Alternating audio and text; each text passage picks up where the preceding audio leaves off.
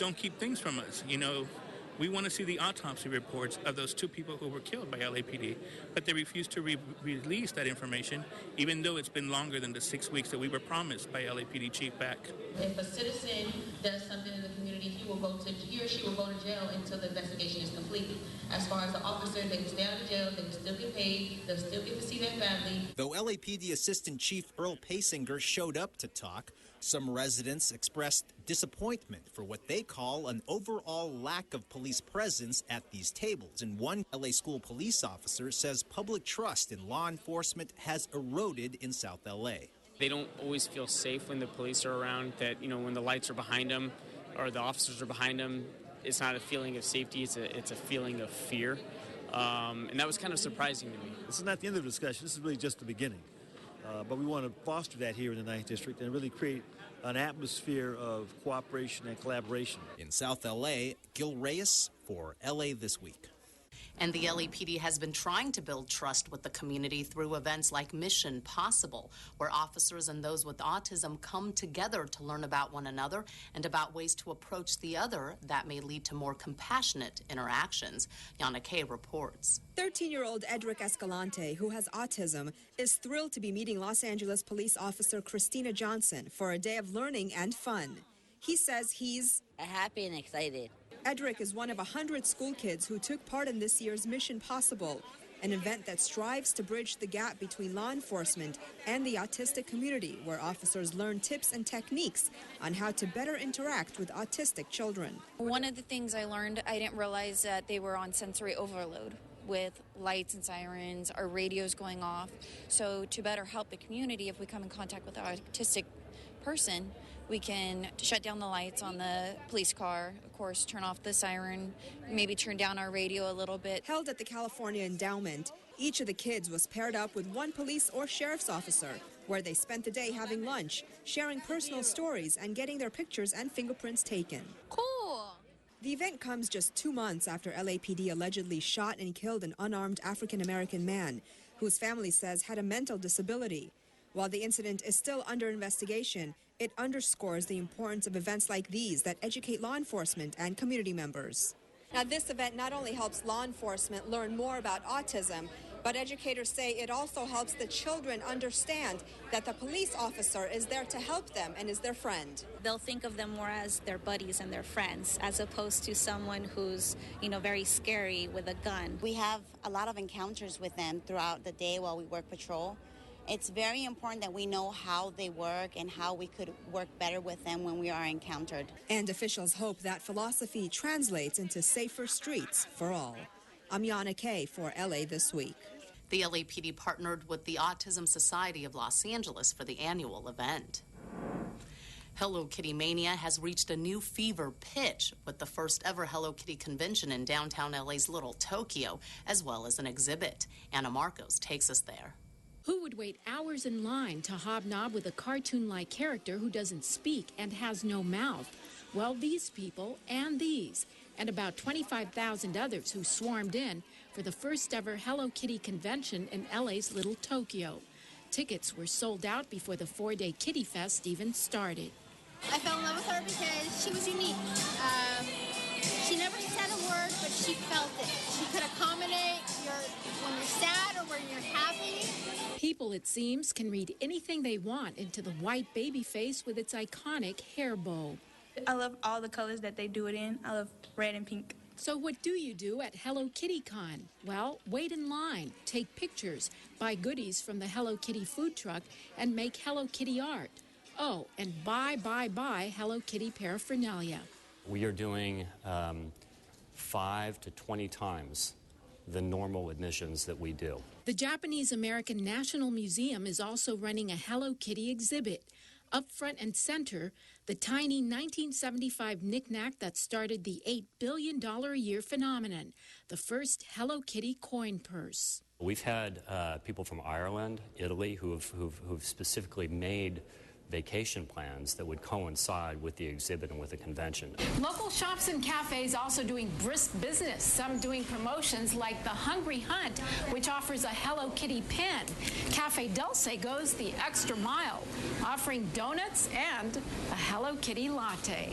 Hello Kitty has now gone global, taking over fashion, the news, even the stock market. It seems the kittenish face just might achieve the unthinkable, world domination. I'm Anna Marcos for LA This Week. While the Hello Kitty convention only lasted 4 days, the exhibit at the Japanese American National Museum will open to ticket holders through April. The city's Department of Cultural Affairs is a sponsor. A public-private partnership is helping provide more than 200 underprivileged Los Angeles school children with the opportunity to learn to play a musical instrument. Rasha Goel explains. This music presentation by the Esperanza Azteca Youth Orchestra of Juarez, Mexico, was a preview of what is in store for the young students at Florence Nightingale Middle School here in Los Angeles. Just the sound of their music gave me the chills, and that inspired me to join. Through the Esperanza Azteca program, which began in Latin America, students in Los Angeles will now have the opportunity to learn to play a musical instrument this school year.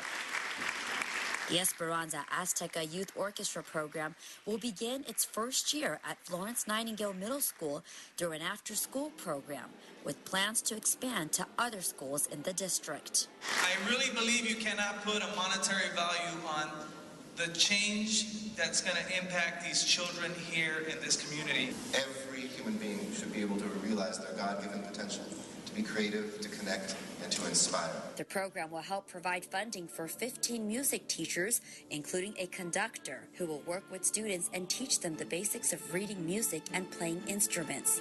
And today is even more special, as LA kids receive instruments from the Esperanza Azteca Youth Orchestra from Juarez, Mexico. It has get high my self-esteem. It has makes me more responsible, and I've learned how to work in team. The Esperanza Azteca Youth Orchestra program was first launched in Latin America in 2009 and now includes 70 orchestras and choirs throughout Mexico and El Salvador. Ricardo Salinas, who helps launch the program, says it has already made an impact on children, and he's excited to bring the program to Los Angeles.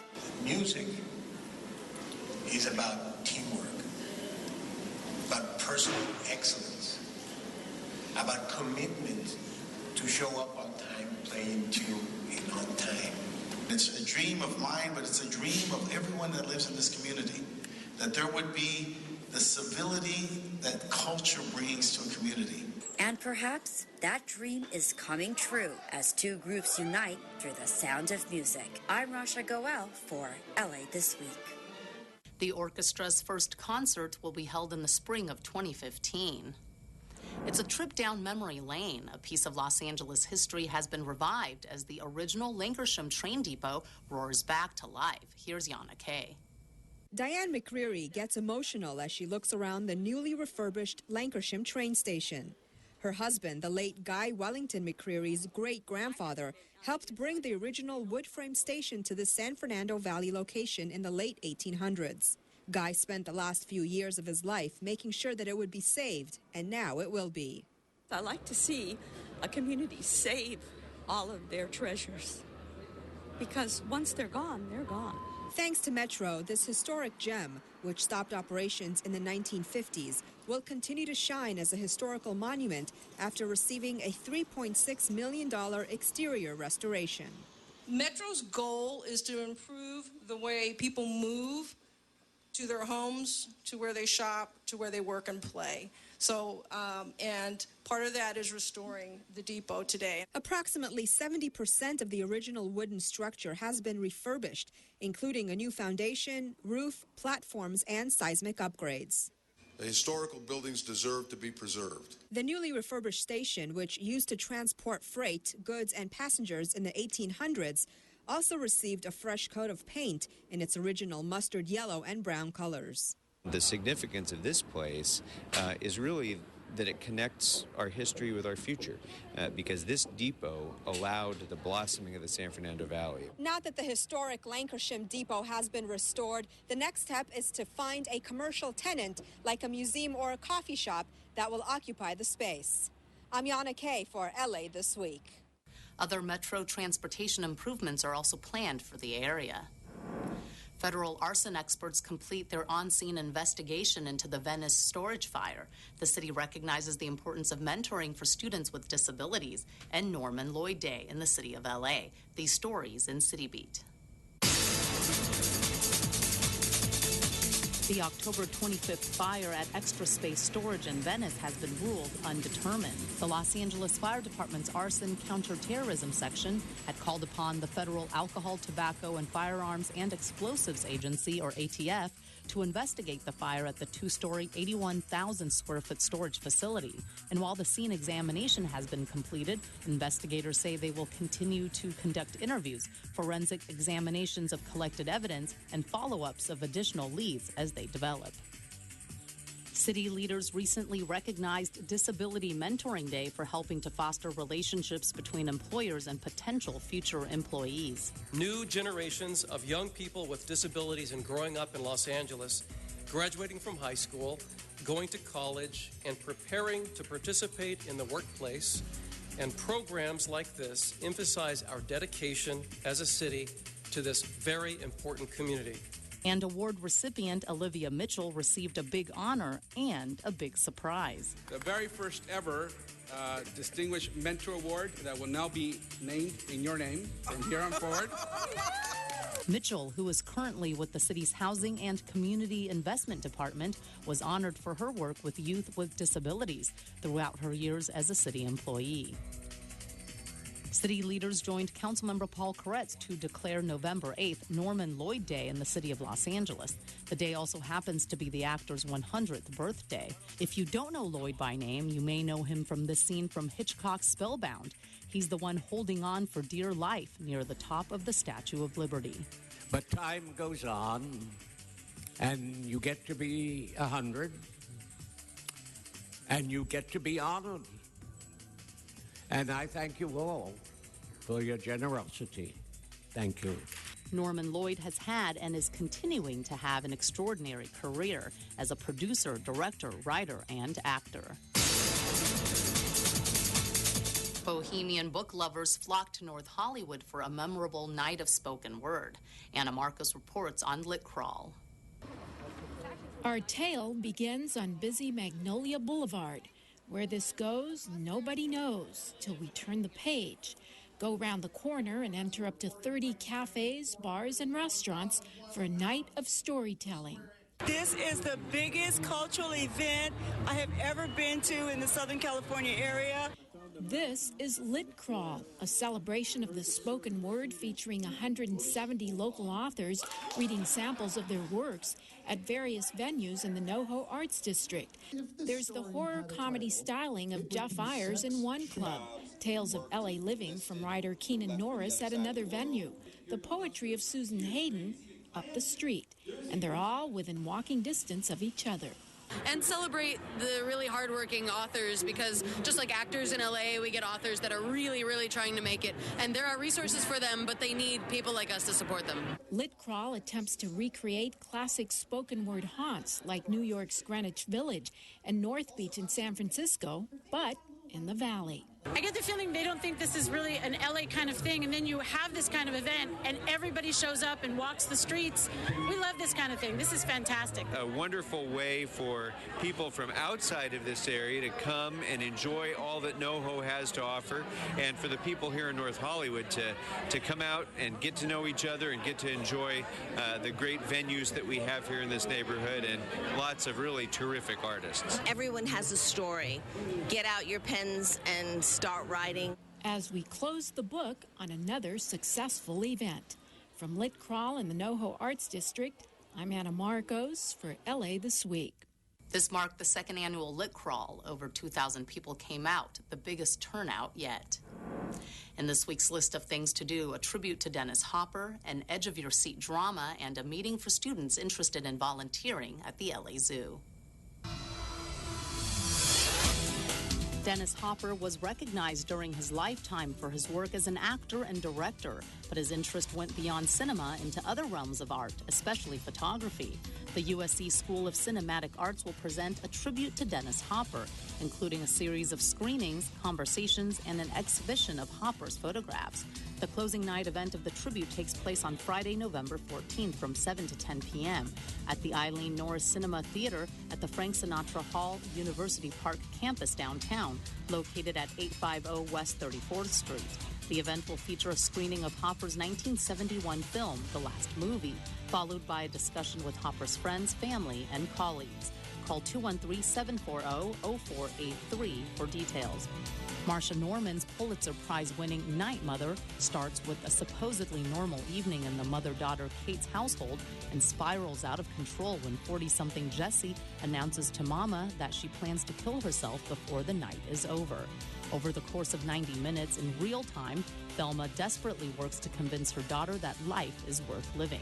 Eloquent and darkly humorous, Night Mother has been hailed as an American classic and one of the most powerful contemporary dramas ever written. Catch a showing at the Lost Studio located at 130 South La Brea Avenue on Saturday, November 15th, 8 to 10 p.m. For ticket prices and other information, call 818-826-3609. If you are about to enter the 10th grade in the fall or know somebody who is also interested in volunteering at the LA Zoo, you won't want to miss this informational meeting on Saturday, November 15th from 10 a.m. to 4 p.m. at the zoo located at 5333 Zoo Drive. This informational meeting with interviews is mandatory for prospective students who want to apply for the 13-week course, which meets on Sundays from January to March, to learn about conservation and ecology issues and taxonomy, or the classification of plants and animals. Applicants under 18 years of age must be accompanied by a parent. Go to lazoo.org. And that's a look at some upcoming things to do. And for our This Week in Tweets segment, we have one other suggestion for things to do in LA. The mayor's office also took to Twitter in search of innovators. First, at Discover LA, that's the official account of the LA Tourism and Convention Board, tweeted, "Sample your favorites from 150 plus Pinot Noir blends from all over the world at Skirball LA's Pinot Days event, November 15th. A link to the flyer shows more information, like the fact that you'll be able to sample Pinots from the Russian River Valley to the Santa Rita Hills, Oregon to the Anderson Valley, Burgundy to New Zealand to the Sonoma coast." Also in This Week in Tweets, various city leaders tweeted about the mayor's $1 million innovation fund. Think of it as a Kickstarter site for city employees. At LA Mayor's Office tweeted, "We're proud to announce the new innovation fund at the Hub LA, which rewards ideas that have the potential to reinvent how LA does business. It's open to City of Los Angeles employees and commissioners only." We'll have a full story next week on the mayor's $1 million innovation fund and how you can apply to test out your idea. And finally, finding LA even as you live in LA. That's the idea behind the Found LA Festival of Neighborhoods, which encourages Angelenos to venture out to strange and exciting places just a short walk or car ride away. Rasha Goel takes us to this year's Festival of Neighborhoods. For today, Suzanne Simmons is a tour guide. She is taking other Angelenos around Hyde Park and sharing the treasures of her neighborhood. I've lived here almost 30 years. It'll be 30 years next year. Simmons is one of the local tour guides participating in the Found LA Festival of Neighborhoods, a free day-long event celebrating the people and places of Los Angeles. Go to neighborhoods you just would never normally go to and learn from local people who live in that neighborhood what's going on in that neighborhood. This year, the nonprofit group LA Commons hosted the 4th annual Found LA Festival of Neighborhoods. It was the first one based on Los Angeles Mayor Eric Garcetti's Great Streets program, a program that's implemented in each of the 15 council districts. We've got this tour today going on in Hyde Park, which is connected to the Great Street that's between 78th and Florence. The mayor's Great Streets program aims to improve neighborhood gathering places and generate economic activity by revitalizing key community corridors such as this one in Northridge. Reseda Boulevard and Olvera Street were just some of the other places Angelenos could explore through the festival. We have this fantastic city and so many people just stay in their own neighborhood, but there's an opportunity to explore and find, this wonderful richness that exists all around the city. And the only thing required is getting out of your car. I'm Rasha Goel for LA This Week. This year, Angelenos had the opportunity to explore the celebrated Central Avenue, sample tacos along iconic Cesar Chavez, stroll the backyard of Cal State Northridge along Reseda Boulevard, and get to know Gaffey Street, the historic gateway to LA's harbor. And that's going to do it for this edition. Thanks for joining us. I'm Ellen Chang. A reminder that you can catch us online at lacityview.org. You can also follow and like us on Facebook. We leave you now with more Hello Kitty Frenzy. We'll see you back here next week for more of LA This Week.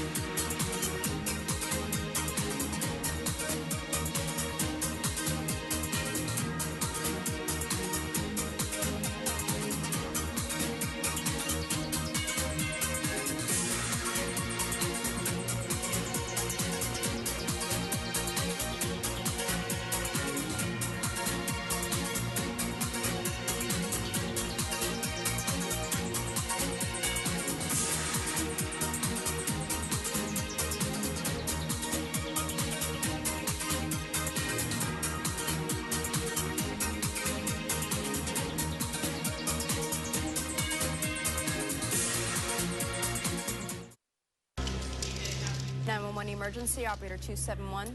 The city of Los Angeles receives over 2 million 911 calls every year. Hello, I'm Mayor Eric Garcetti. I'm Chief Charlie Beck.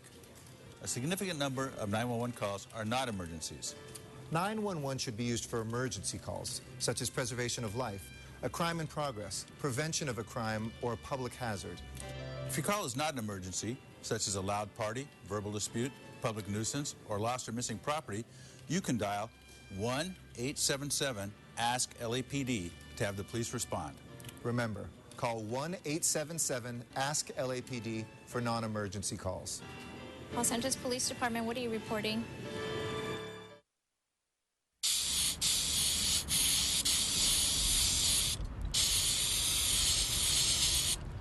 Graffiti removal?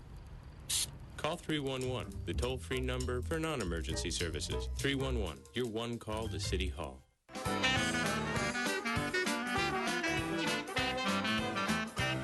Hi, I'm Kevin from Chatsworth, offering you a taste of New Orleans since 1986.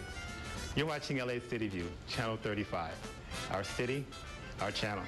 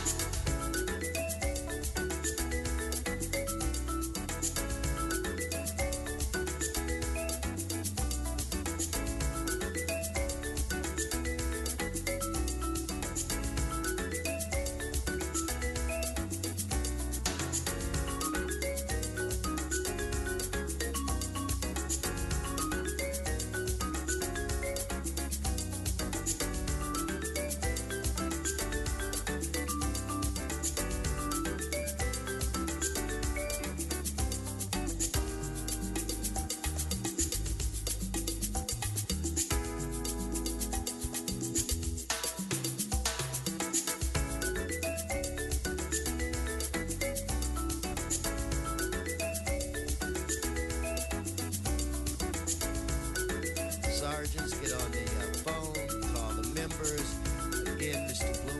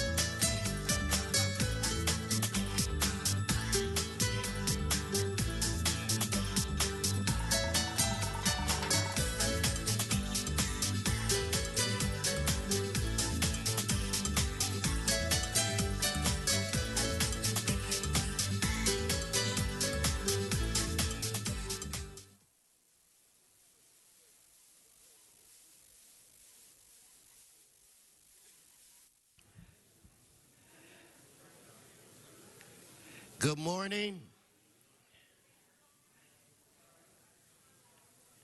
Good morning. Good morning.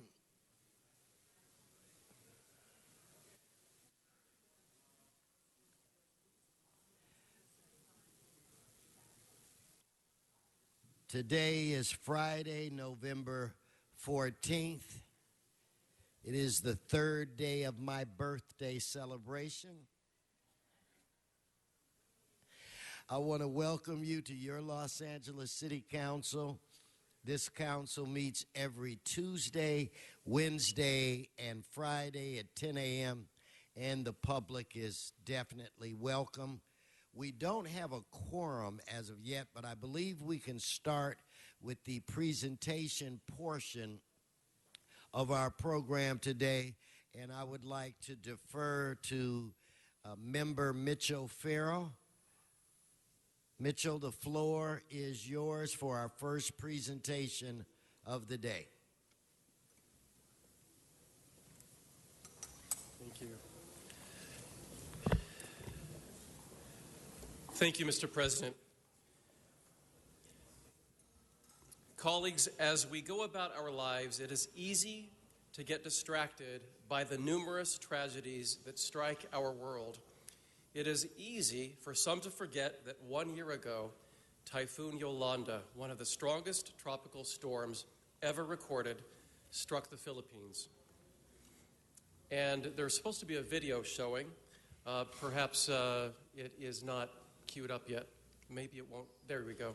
As you can see from the pictures on the monitor, the result of the devastation was far-reaching, and it will take years and years to recover from. Over 6,300 people lost their lives, and over 900,000 families were displaced due to Typhoon Yolanda. I stand here today with our friend, Philippine Consul General Leo Herrera Lim, Lisa Schultz with the Peace Project, and Aki Soriano Versosa from Filipino Workers Center and the Relief to Recovery Campaign. We are all here to remember those who were affected by this tragedy, as well as implore the public to continue to support the recovery effort to rebuild the Philippines 1 year after the typhoon struck. Your support will go a long way in helping our brothers and sisters who have lost so much. Colleagues, at this time, I'd like us all to observe a moment of silence in memory of those who have been affected by this tragedy.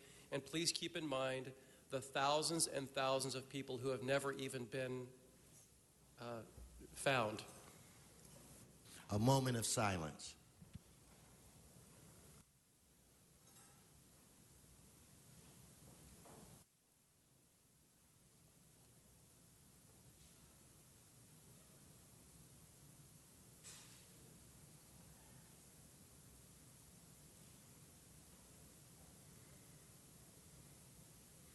Thank you so much. Thanks for keeping all of those affected in your prayers.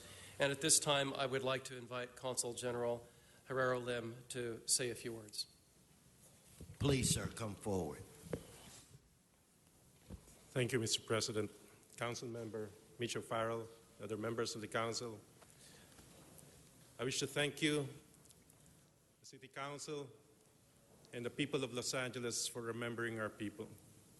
It's difficult, as Councilmember O'Farrell would say, in the busy schedules that we keep, we remember a lot of things, including, I should greet you a happy birthday, Mr. President. A lot of things happen in our lives, but I think for the people of the Philippines, almost a year ago, the heavens opened up in a different way for us. The storm fury, the winds unheard of in our country, and the storm surges. As Council Member Mitch would say, over 6,300 deaths, over 1 million families displaced, over 12 million people affected by Typhoon Haiyan, or what was locally known as Typhoon Yolanda. It will take many years, more than good intentions, to rebuild our country. And a lot of the good intentions, the good work are coming from the city of Los Angeles. Last week, we honored Team Rubicon, a team of U.S. veterans who were the first responders to our country. On the day that the typhoon was hitting our country, Team Rubicon was flying towards the Philippines. They were able to save a lot of lives.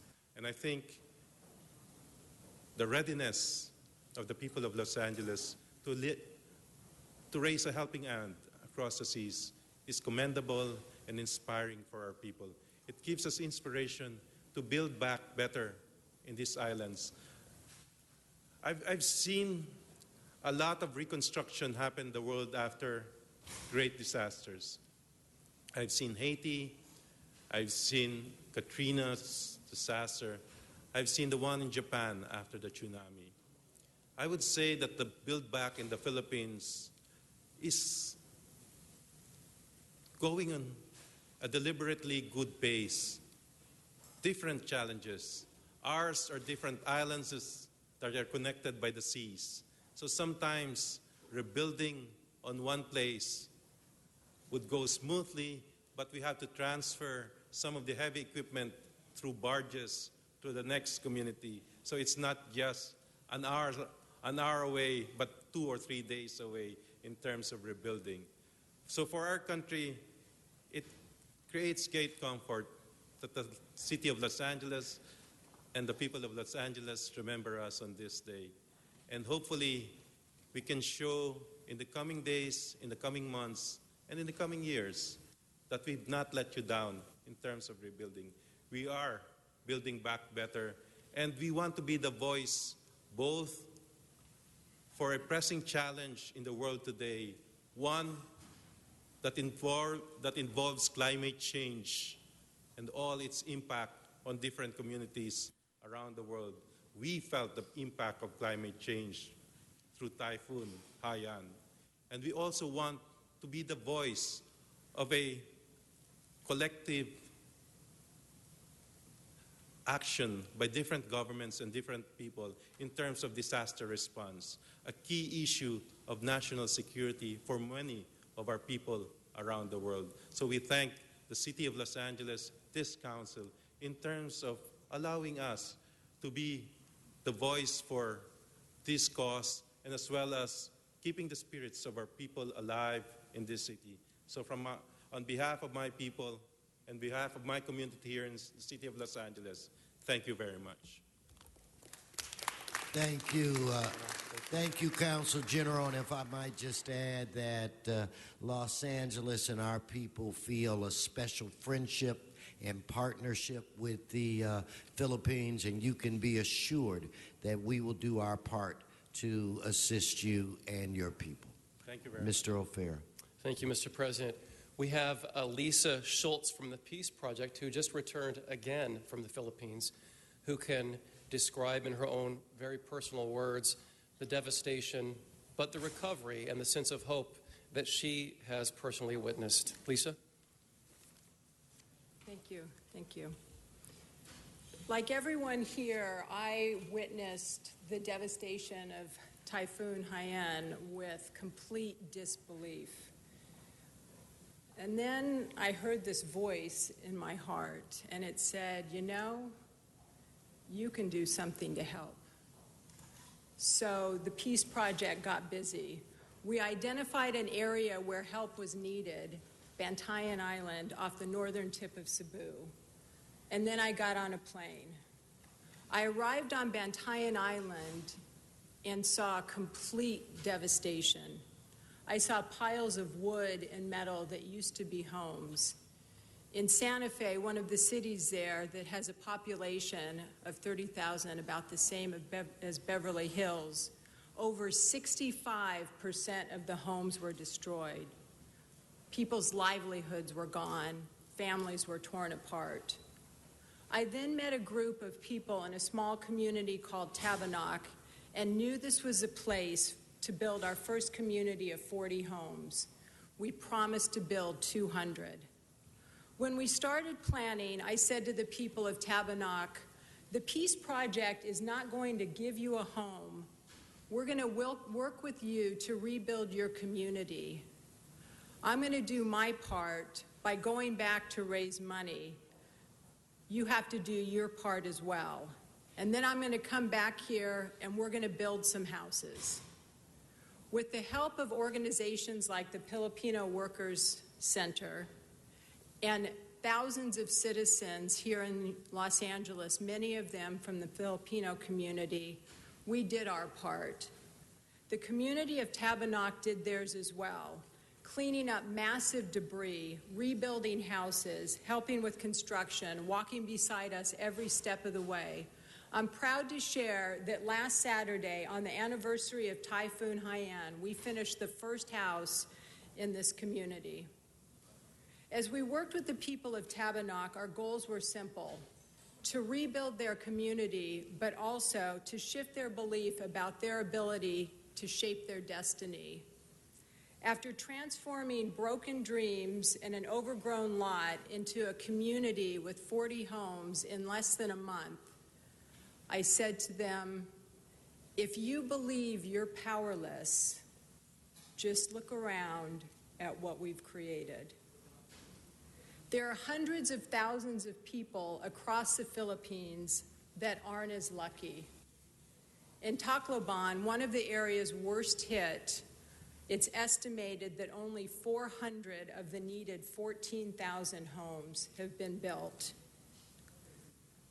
The people of the Philippines continually surprise me with their faith that leads them to believe that organizations like the Peace Project won't forget the promises they made when catastrophe hit. The media may have moved on. The Peace Project hasn't. We're now raising money to build our second community of houses. And thank the people of Los Angeles and our partners at the Filipino Workers Center and Mitch O'Farrell's office for walking beside us on this journey. Thank you. Thank you, Lisa. Thank you so much, Lisa. You heard Lisa talk about the Filipino Workers Center and the Relief to Recovery campaign, and here to speak now and talk a little bit about that is Aki Soriano Versosa. Thank you and good morning.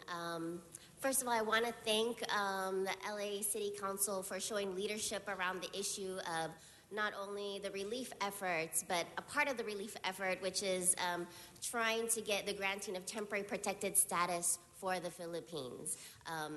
Similar to Haiti, similar to Honduras and El Salvador, that were granted this relief. It's a really important part to the relief to recovery effort, because of course we know that here in Los Angeles, Filipinos are the largest Asian population. And even here in California now, Filipinos are the largest Asian population. And a lot of the families here, no matter the immigration status, we're the first line of aid to their family and friends and networks in the Philippines of those who are hit. Even till today, our members who are domestic workers are still sending back money to their families to be able to afford medicines that they still need. In one area, there wasn't a pharmacy for 6 months. So they had no access, and they're depending on their families here and friends to be able to support them. So TPS would really help empower our community further to provide more relief. And this year, Los Angeles was one of the leaders, along with New York and San Francisco, to pass a resolution in support of TPS, which has bipartisan support. And so we're here standing together with our partners in the community, with you, really remembering a year after. There is still so much work to be done. The spirit, like Lisa said, of the people is very strong there. So they're rebuilding. They're taking all the initiative that they can, but there is very little resources to work with. So they're rebuilding homes with the refuse and the salvage materials that they find, so that when they rebuild, really a lot of the areas are still a shadow of what they once were, and we're still in typhoon season. We've already had deathly typhoons come through the area again, which just, and their situation still just leaves them vulnerable. And there are over 10,000 people still living in tents in Tacloban, which is just a shame, which results in deaths. There's a 1-year-old who was born just after the typhoon, living in a tent for a year, who just passed away because of the conditions. So these are the ongoing daily, struggles of the people here, and we want to support to get to full recovery, not only just, that daily survival, but thriving, like building community centers, livelihood, where they can survive as they once did. Thank you very much. Thank you, Akit. Thank you, Akit. As you just heard with the example that Akit just described, there is incredible need that still exists there. So hopefully on the screen you can bring up the following information, and that is to further assist in the recovery efforts. There are a number of things that you can do. Philippine Disaster Recovery Foundation can be found at help.ph.org, and that's HELP.ph. Also, the Peace Project at thepeaceproject.com is another resource. And then Relief to Recovery at TPS4Filipinos.org. Maybe it's not going to come up on the screen. So that's TPS4Filipinos.org. And of course, the American Red Cross is still taking donations. So again, we urge everyone to stay involved, contribute what you can, and help in the recovery of the Philippines. Thank you so much, and may God bless. Thank you. Thank you all. Oh, Mr. O'Farrell, Mr. Labange. Mr. O'Farrell, I just want to thank your leadership, Council General, everyone who stands there. And you mentioned the American Red Cross. There's all these activities that traumatize the world, yet we bring it together.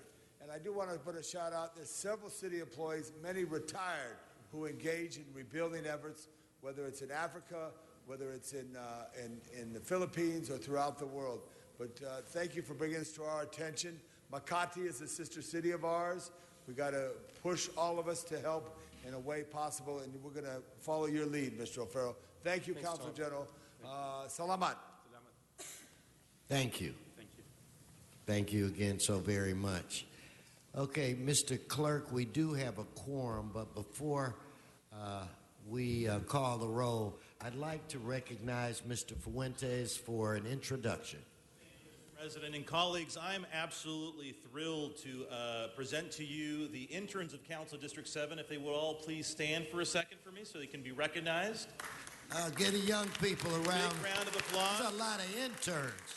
Mr. President, these young people are tremendous, and we've been doing an internship program in my office since my assembly days. And I've got to tell you, Mr. President, that every single year the classes get stronger and stronger. Before you, colleagues, you've got folks who are college students. Some of them are candidates for Masters in Public Administration. Wow. Some of them have already graduated, but each and every last of them have committed 10 weeks of service to the 7th Council District, 2 days a week, and today they are presenting to all of us, the staff, their proposals for projects in Council District 7. So give them a big round of applause. They are fantastic. They are our future. Thank you all very much for your service to Los Angeles. Thank you, Mr. President. Mr. Fuentes, if that's our future, it's darn good looking.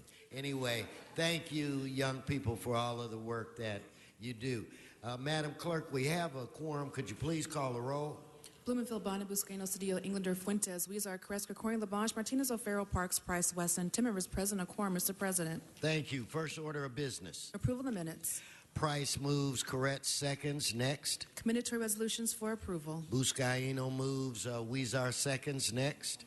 Mr. President, there's a request to continue item 2 to January 7th. Without objection, that'll be the order. Item 1 is an item noticed for public hearing. The Department of Building and Safety reports that item 1C may be received and filed inasmuch as the property is an owner-occupied single-family dwelling and exempt from lien procedures. Okay, without objection. And there are cards on that item. Okay, let's hold that. You want to move on? Items 3 through 21 are items for which public hearings have been held. Okay, specials, members, specials. I do not see any. 17, right under the wire, Mr. Labange, 17 and 18. Let us prepare to vote on the remaining items. Let us open the roll, close the roll, tabulate the vote. 10 ayes. Next section. Items 22 through 33 are items for which public hearings have not been held. 10 votes required for consideration. Okay, so without objection, those items are now before this body. Do we have cards? Cards on items 27, 30, 31, 32, and 33. Okay, let's prepare. Members, any specials? Let's prepare to vote on the remaining items. Let's open the roll, close the roll, tabulate the vote. 10 ayes. And the ordinances will be held for until November 25th for second reading. Okay, next. Items 34 through 36 are closed session items. Do you wish to hold those on the desk? I will hold those items at this point. So that brings us where? Mr. President, that brings council to items called special or presentations. Okay, with that said, I would like to defer to the distinguished gentleman from the 4th District, Mr. Tom Labange, for our next presentation. Mr. President, thank you very much. This is Emmanuel Huberstump, who's completing. Mr. Fuentes was so good in recognizing all his interns. He's completed 6 weeks here in Los Angeles. He read a book in Germany, and he said, I want to go to Los Angeles. On page 51 was a little paragraph about, you go to City Hall, meet Tom Labange, you'll have a good time. For 6 weeks he's been here, and he emailed us, and he now goes to discover the Western United States. I just wanted you to say a few words and very briefly. Hello, Mr. President. Hello, councilmen. I'm very proud to speak here to you, and unfortunately, I don't know what to say, but I say yes. Thank you, vielen Dank für die tolle Zeit hier im Rathaus von Los Angeles. Thank you very much for this great time in City Hall of Los Angeles. All right. Hey, and Mr. Labange, before you start, Madam Clerk, all of our items will go forthwith. Mr. Labange, the reason why I'm here is because I read that section and saw your name. So that's exactly. No. You're so sweet. But today we're honoring someone who's very, very special to us all. He was right here, Larry Elder. Let's have a big hand for Larry Elder. Come up here, Larry. Come up here, Larry. And you got his brother joined us right up here, and family as well. Larry was born in Los Angeles at the Big County Hospital, where more people have been born than any other hospital in the country. And Larry grew up in Los Angeles and was a great graduate of Crenshaw High School. And then he went to Brown University, where he got a great degree, but he always cared about people. And he knew it's his calling in the future to communicate with people. We salute the sage from South Central for 20 years here in radio, and I'd like to ask Joe Buscaino from the 15th District to join us, because he listens to Larry every day of the week when he's not listening to K-Earth 101. Joe, get up here with me now. That took a while. It took us a while. He got his JD from the University of Michigan Law School, Go Big Blue. And he moved on to Cleveland, Ohio, where he began a successful career as a trial lawyer, and then founded the Lawrence Elder and Associates, a thriving recruitment and placement for experienced attorneys. He began his career in television in 1986, hosting a topic-oriented TV show in Cleveland. And then in 1991, he hosted an award-winning Larry Elder Show for a local Fox affiliate as well, and awarded Ohio's Cable Television Association Outstanding Award. But he came to Los Angeles in 1994. And Larry, in 1994, turned it all on at 790. George Green was your general manager, who I once gave up a seat at Dodger Stadium. Where's George Green? Georgie, baby, you had hair last time. God love George Green, the general manager who brought us talk radio. God damn it. I'm sorry, George. Good to see you. Well, no, it's a bad one. It's a bad one. But all the work that has been done over the years in communicating to people, inspiring people, that Larry Elder has done that. And I want to ask my colleague, Mr. Buscaino, to say a few words before we present this formally? Thank you, Tom. It's great to stand to recognize Larry Elder for his work on radio and TV broadcast. You know, we earlier this week, we shared and highlighted and thanked our veterans for fighting for our freedoms, and one of our freedoms is our First Amendment right of freedom of speech. And Larry has really taken that to different levels with his work on radio. It's really stirred a lot of dialogue and conversation on national and emotions on national, local issues, variety of issues. And I think that's why he has a strong following on his radio show. And I also see him on TV at times as well. But my first memory of Larry Elder, in life you never forget your firsts. And my first was as an elected official. My first radio interview on one of my first no votes here, when Larry called and asked me to appear on his radio show, and we had a great discussion and great dialogue, and I'll never forget that. So, and Larry, I believe you have family from the Harbor area, right? Yes, and he's got some personal ties to the San Pedro Wilmington area. So we honor Larry for his work. The sage of South Central, and we recognize your work and thank you for your leadership. Larry, I wanted to ask somebody, George, come up here right now. He used to give great editorials on KABC. Say something about Larry, because you're the man who gave him his opportunity. There you go. Unexpectedly, I'm very pleased to tell you that Larry is one of the most outstanding performers that I ever had the privilege of managing, looking for him, heard him on the air. He was a guest of Dennis Prager, I guess. And I liked what I heard. And the rest is history. Hired Larry in 1994, and here it is 20 years later. I'd like everybody to congratulate him for being able to do what he does. Smart, intelligent, bright, handsome, great writer, author, debater, you name it. He's just everything that this community needs to have to serve this community, and he wants nothing more than to change the world, but first the United States. I think, George, all right. Mr. Labange, I do have a couple of your colleagues that would like to say a few words. Mr. Koretz? Thank you, Mr. President. Mr. Elder and I have not always agreed on every issue, but I think he has done an incredible job in terms of educating the public, creating a dialogue around policy issues that we should be thinking about and don't do often enough. And in that way, you've provided a great service to the city of Los Angeles. And also, there is an issue that we do agree on, which is support for the State of Israel. And I thank you for your many years of support on that very important issue. Thank you. Mr. Parks. Thank you. Larry, I just saw you yesterday, and so you did a great job on CNN dealing with the Ferguson issue. But I just wanted to comment that over the years, having met your mom and your dad, that you've made them very, very proud. You have had a significant schedule. I wonder how you can get all this done. 4 or 5 hours a day on the radio. One time you're on TV judging cases. Then you had a bestseller book and you're running around the world on that. And it just went on and on and on. And you've made a great impact. Again, many times we're on the radio and I have to disagree with you. But one thing I have to always say that your thoughts are consistent.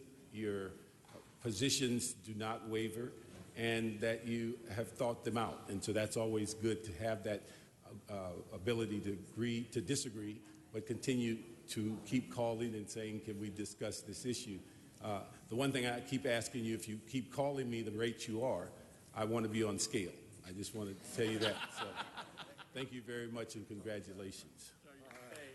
Hey. Inspirational as he is, a success as he is, He's going to get his star on the Walk of Fame for the broadcasting star coming up next year. So today we salute Larry Elder for all his accomplishments, 20 years on radio. Some of your people here later too. And Mr. Elder, I heard a reference to Cleveland, Ohio. Right. Were you born or? No, President. I was raised here in South Central, but I lived in Cleveland for 17 years. Okay, because that's the place of my birth. So obviously you worked in a city that I care a great deal about. And again, even though we don't agree or see eye to eye on everything, I respect you. Thank you. And I respect your success. I think you are a very, very smart man who demands my respect, and that you have it. Congratulations on this day. Let us give him one more round of applause. Thank you. The floor is yours, Mr. Elder. Thank you, President Wesson. Mr. President, when you lived in Cleveland, were you an East Sider or a West Sider? I don't talk to the West Siders. I lived all around. Probably you would know me from Kinsman, East 145th Street. That's East Side, so we can talk. Happy birthday. Councilman Tom LaBonge, thank you very much for this honor. This would not have happened without my fiancée, Alexandra Dadick. Thank you very much for that. And I also want to thank my brother for being here, my family, my friends for being here, George for hiring me. My mother and my father are my best friends. They, of course, could not be here. And my mom was born in Huntsville, Alabama. She always told me, President, that if you work hard and you're good at something, no matter how bad things are, you're going to be rewarded. And she told me about a man in the South who couldn't read or write, a black man. What he did was build chimneys. And the thing is, when you build a chimney, you want to build a chimney that doesn't smoke. And he built the best chimneys in the South. He also, even though he couldn't read or write, would estimate exactly how many bricks it would take. The idea is not to order too many bricks, otherwise you have waste. So the guy could tell you how many bricks you needed within 2 bricks. He was the most employed chimney maker in the South, even though it was during this racist Jim Crow time, because he was the best. My father did not know his biological father, never met him. His mother threw him out of the house when he was 13 years old. This is in the Jim Crow South, Athens, Georgia. My father just embarked on a series of Dickensian jobs, came out here to California as a Pullman porter. They were the largest private employers of blacks in those days. My father kind of made a mental note, President, that he might relocate to California someday. World War II happened, Pearl Harbor happened, my father joined the Marines. He became a Montford Point Marine, one of the first black Marines. There were 20,000 of them. Congress gave them a Congressional Medal of Honor a few years ago. My dad got his posthumously at Camp Pendleton a couple years ago. And my dad always said, hard work wins. You get out of life what you put into it. No matter how hard you work, bad things are going to happen. How you address those bad things will tell your mother and me whether or not we raised a man. To which I would always say, not too much pressure, Dad. So I want to thank my mother and father who can't be here. And God bless you, and God bless the city of Los Angeles. Thank you very much. Thank you. Thank you, Mr. President. Thank you. We're going to take a group shot with the whole team and we can escort. Denny, please. Thank you.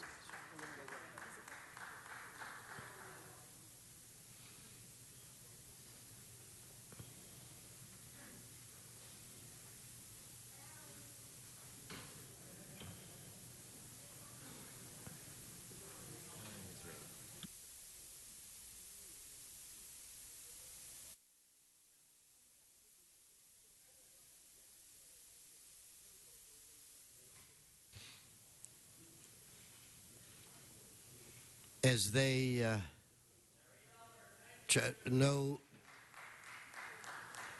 they travel to the media room in the back, I'd like to recognize Mr. Price for our next presentation.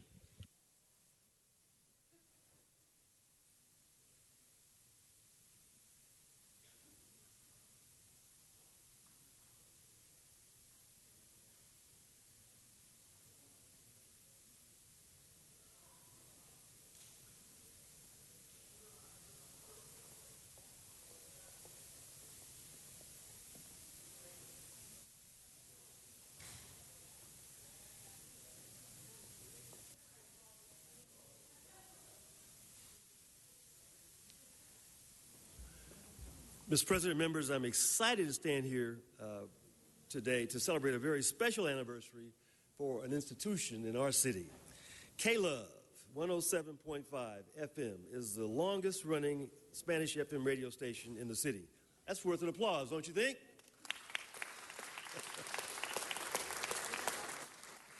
And with more than 2 million listeners a week, it's also the largest.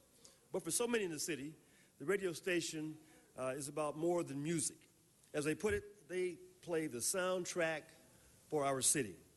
For generations, Latinos living in Los Angeles, the radio station has been a continuous source of entertainment, music, and news, often helping to bridge the gap between immigrant parents and their first and second generation children. From Alexandro Fernandez to Shikara, the station plays all the hits, the éxitos de hoy y de ayer. And today, as the station celebrates its 40th anniversary, we recognize K-Love. We recognize K-Love Day in the city of Los Angeles. Joining us today are two of the station's most popular hosts, husband and wife, Omar and Argelia. This husband and wife duo are regularly topping the charts of all the radio hosts in the city, and combined they have more than 1 million engaged social media users. And with that kind of popularity, this couple has helped promote dozens of great causes that range from healthcare and wellness to education and immigration reform. Up here with me today, I have my colleague and hermana, Councilwoman Nury Martinez, who is a great fan of the station and who can tell us more about what makes K-Love so special in our community. Councilwoman? Thank you very much. Good morning.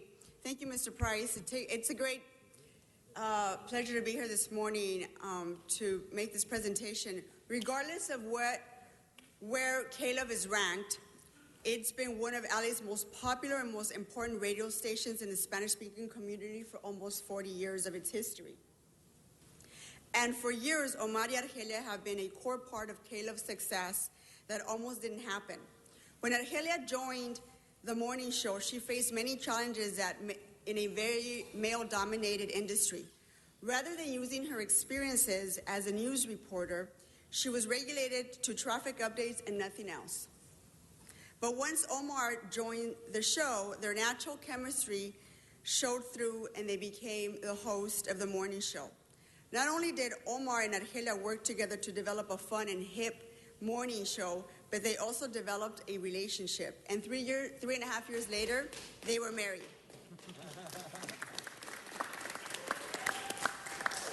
Today, their show attracts women of all ages, with Argelia, who glows as an everyday Latina, and Omar, whose friendly demeanor welcomes listeners every morning. From discussing immigration stories to playing the top Spanish language music, Omar y Argelia's talk show talk about all kinds of topics that appeal to Latinos in Los Angeles. They are the core of how K-Love has become so influential throughout our nation, and with their programming, I'm confident that they'll have another 40 years of success. Congratulations to K-Love on a wonderful and successful history. Thank you, Nury, and without further ado, let's invite Omar and Argelia to the podium and to thank them for providing such great service to our community and to thank them for being such wonderful hosts in the morning. Wow. Thank you. Thank you, thank you. Thank you, Mr. President. Thank you very much. It is an honor. We are humbled to be here. Thank you, Mr. Price, for recognizing K-Love. 40 years of history, 40 years of being part of the Los Angeles community. The other day we were talking about what makes a great Angelino, what makes a great Latino in Los Angeles. Well, allow me to say this in Spanish. K-Love es el reflejo de la comunidad hispana en Los Ángeles y estamos muy agradecidos, muy honrados. Muchas gracias. Thank you. That's my husband. Well, personally, it's a huge achievement on my end and professionally. Thank you for the wonderful words, Ms. Martinez. I'm literally shaking right now because I've never thought I'd be in City Hall receiving an award, especially on behalf of K-Love and all of the colleagues that have been through those wonderful microphones since 40 years ago.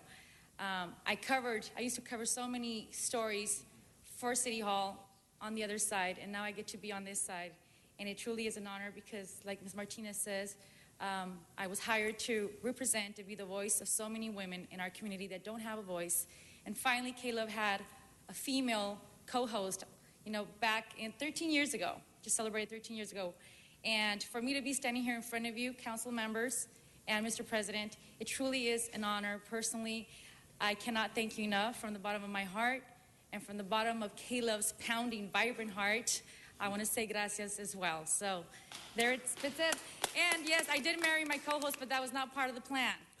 That was not part of the plan.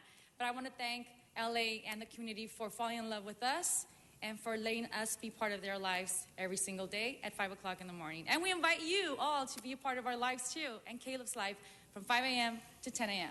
Thank you so much. Continued success to you all. And I also want to add, most people always think of radio and they think of the talent, the people on air, but they don't really think about the people behind the talent, which is really the people that push us to give our best. And with this being said, I want to thank the programmers and our general managers, and we have our team here. We have Fernando Perez, we have Isabel Gonzalez, we have Eder, our producer, and Nihal, our social media gal down there snapping away. But I would like for them to come forward and also speak on behalf of K-Love and what it means to them.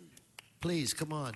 Thank you, Mr. President. And let's give them a round of applause. The talent behind the talent. Welcome. Thank you. It's an honor to be here, and it's an honor to serve the community of Los Angeles and all of Latinos listening to the radio, a powerful medium. Thank you very much. Thank you. Again, thank you very much for this honor. I'm Angelina, myself. I was born and raised here in LA. So to me, I grew up listening to K-Love. So being part of this institution that, it's turning 40 this year, it's an amazing honor. And thank you, everybody, for recognizing. Thanks. And thank you so much for having us, Mr. President, and everybody else. If I could just add that growing up and listening to K-Love and understanding what it means to the community, it's a big deal to have the city recognize it as well on its 40th anniversary. So thank you so much, and thank you to everybody else that works on the team and whoever has worked before on K-Love as well. All right. Well, here's to 40 more years of success for the station. Felicidades. Felicidades en su Help him, Nuri. Felicidades en su aniversario. Que cumplen muchos, más con mucho. Yeah. Éxito.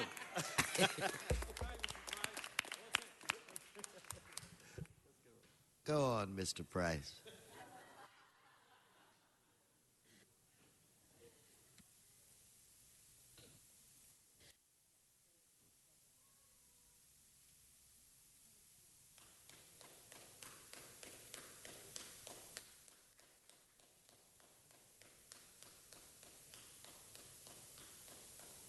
Gracias a todos. Thank you.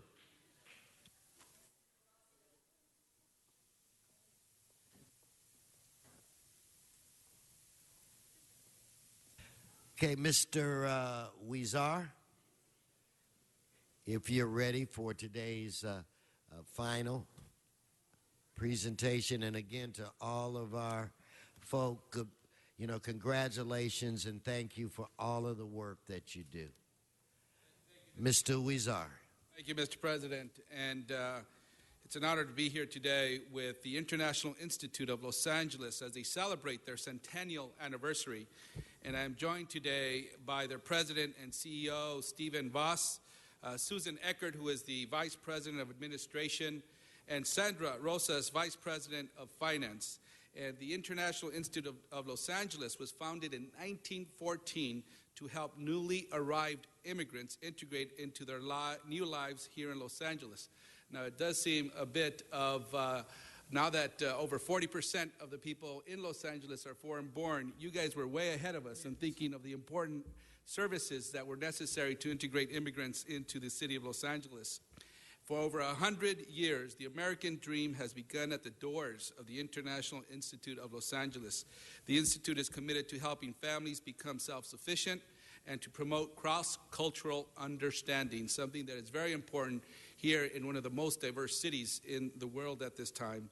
They employ more than 150 dedicated individuals who provide child care, senior services, transportation, immigration legal services, nutrition services, and refugee services from more than 25 centers and offices throughout Southern California. One of their earliest projects was to set up a tea room for Japanese women farmers who brought their produce in horse-drawn carts to Los Angeles in the Central Market early in the morning. The tea room provided refreshments and a rare opportunity for the women to socialize and rest before the market opened. The International Institute also brings a smile to the faces of children in their child care centers. They offer reassurance to seniors who join in their weekly dances at their senior center. And I invite any of you who love to dance to go. The seniors love to dance too, and they'll take you out even if you wouldn't want to. And it also helps refugees and immigrants get their first job.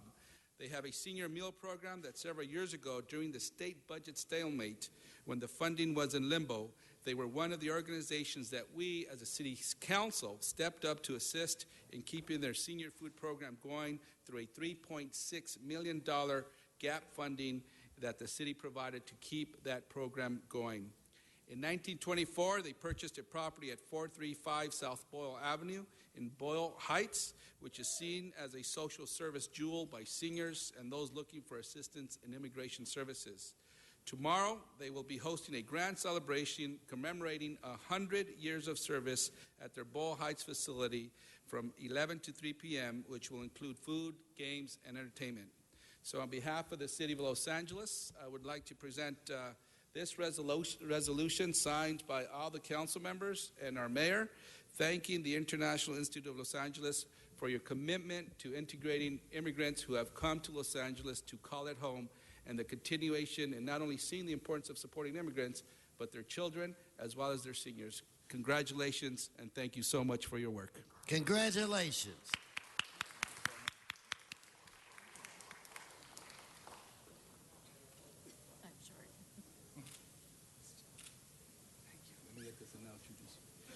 And now we'll hear from Steve Voss, the CEO. First of all, I'd like to thank Councilman Huizar for the recognition that we've received here today. The three staff members who were introduced by the council member have been slightly less than 100 years at International Institute ourselves. This is probably the last time I get to use that joke this year. I'd also, of course, like to thank the City Council not only for recognizing us today, but frankly for being a close partner of ours over the many years that we've worked to serve those who we serve. We are currently funded by the City Department of Aging, and we offer the wide range of services that were described before. 100 years ago, when our founders contemplated starting International Institute, the world was at war. At that time, they called it the war to end all wars. Today, we call it World War I because we sadly know it was far from being the last of such conflicts. The International Institute has always responded to large numbers of refugees and immigrants who've come to the United States, fueled by things like war, but also by poverty and more positively by opportunity. So we frankly consider it a privilege. We would consider it our calling to do this kind of work. It's been my pleasure to work at the International Institute for these last 21 years, and we look forward to our continued partnership with you and to the council member's office. Thank you very much. Thank you. Very well said. Thank you so much. Thank you, Mr. Thank President. you. No, thank you. Thank you all so very much. Now, it's my understanding that we do have Mr. Parks a presentation that you would like to do at this time. Thank you. That just must, I think there was a little scheduling faux pas, but we do have time and the floor is yours.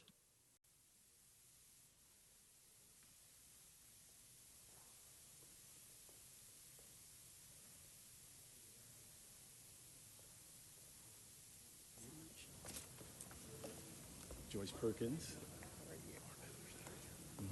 Okay.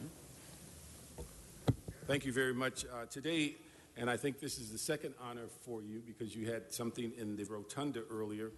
But we were planning to honor you at a news conference next week, but because you're here and we happen to have our plaque, we're going to do it now. But we want to honor Lonnie. It was created in 1994 by Mayor Richard Riordan and a group of dedicated transportation advocates as a city partner to expedite public improvement projects and serve as a liaison between neighborhoods and their local government. Since its inception, Lonnie has delivered tangible results to 32 communities around LA County. These projects have often led the community action, and additional projects have been revitalized entire communities. Lonnie's projects improve community quality of life and build neighborhoods, main streets, and reflect local pride and character. The unique combination of stakeholders, empowerment, and infrastructure improvements in Lonnie's projects have attracted new businesses and customers, along with hundreds of thousands of dollars in new investments. Lonnie has garnered national attention by delivering expedited projects with a significant degree of community decision-making, and in 2012, Lonnie received 4 awards for the American Planning Association through the California and Los Angeles chapters. Lonnie continually has undertaken challenging projects and has proven to be efficient by delivering exceptional quality within the appropriate deadlines and cost-effective management. Lonnie has undertaken and completed numerous signature projects in the 8th District from 2000 to current. Included among them are the revitalization and beautification projects at Van Ness and Avenue and 54th Street, Van Ness and Slauson, also Leimert Park Improvement Project, installation of the Joyce Perkins Parkway, and honoring the founding director of Lonnie, and the coordination of the facade improvements along Vermont between Adams and Exposition, which is part of the USC development. We also, get my paper here, also they're currently working on various legacy projects in the 8th Districts, including the 111th Street Place Park project, the Western Gage project, which is going to be a mini park, which they're converting lots into park-poor neighborhoods and community design pocket parks. They're also doing a facade project along Slauson at Angeles Vista. Lonnie also is currently working on what we consider is one of the greatest impacts in our community, and that's on the sidewalk program. They have, as of this date, in just 7 months, have completed 100 sidewalks, and we'll be honoring them on Tuesday at the site of the 100th sidewalk. And we will also bring up is that in that 7-month period, most of the delay in getting the project was not on their side. Much of it was getting contracts approved and B permits approved. And that's not counting the 1 year it took to get their original contract to even get started. So had they started a year plus ago, they would be at what our goal was, is over 200 to 300 sidewalks. But we're moving along. We hope that we reach close to that goal before the end of my term. So today we want to honor the City of Los Angeles. Great pleasure to congratulate Lonnie and the 20th anniversary, recognize them for their loyal and dedicated service to the City of LA. We should have Veronica and, let's see, we have Veronica and Anna and also Joyce Perkins here. And we have a certificate to provide all of you. Come on up here. Everybody. Crowd around. Let us please give them a round of applause, would you please?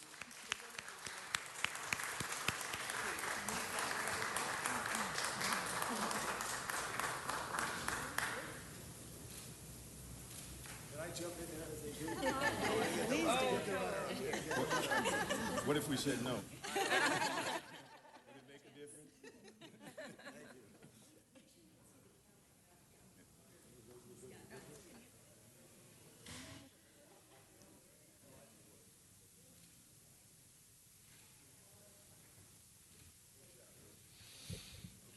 And Mr. Parks, if I might take a moment to Joyce and everyone and give you my personal thanks for the work that you've done. You've done so much within the district that I represent. In fact, I thank Mr. Parks for starting the sidewalk program, because now we're working with Lonnie to do something very similar, and to hear Mr. Parks say that it's already 100 sidewalks, I'm excited about the future that we will have together. But for me, on a personal note, there's a small plot of land right around the corner from where I live that the community and you guys at Rec and Parks surprised me with in naming it after my mother. And that's your project, and every time I think about it, it brings tears to my eyes. So thank you. I don't have the words to thank you for all that you've done. Let's give them another round of applause. You guys are out of sight. Mr. LaBonge.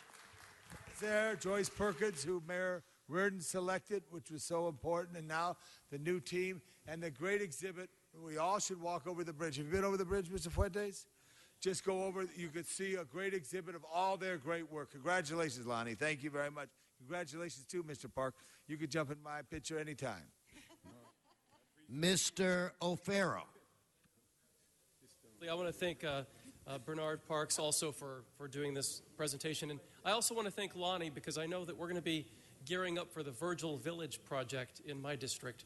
And I was kind of on the front end of that some years ago, but it's really going to transform that corridor, and it's going to be the most exciting project in all of East Hollywood. So we're looking forward to working with you on that and bringing whatever additional resources we can to bear to make that project happen. It's always a pleasure to work with this organization. Thank you for helping build communities across the city of Los Angeles. Mr. Fuentes. Thank you, Mr. President. And I want to congratulate Lonnie as well. I don't have a project that I'm going to pitch right now, but to me it seems really interesting how effective you all have been and how it's acknowledged. In your thank yous, as planners, you're getting more work.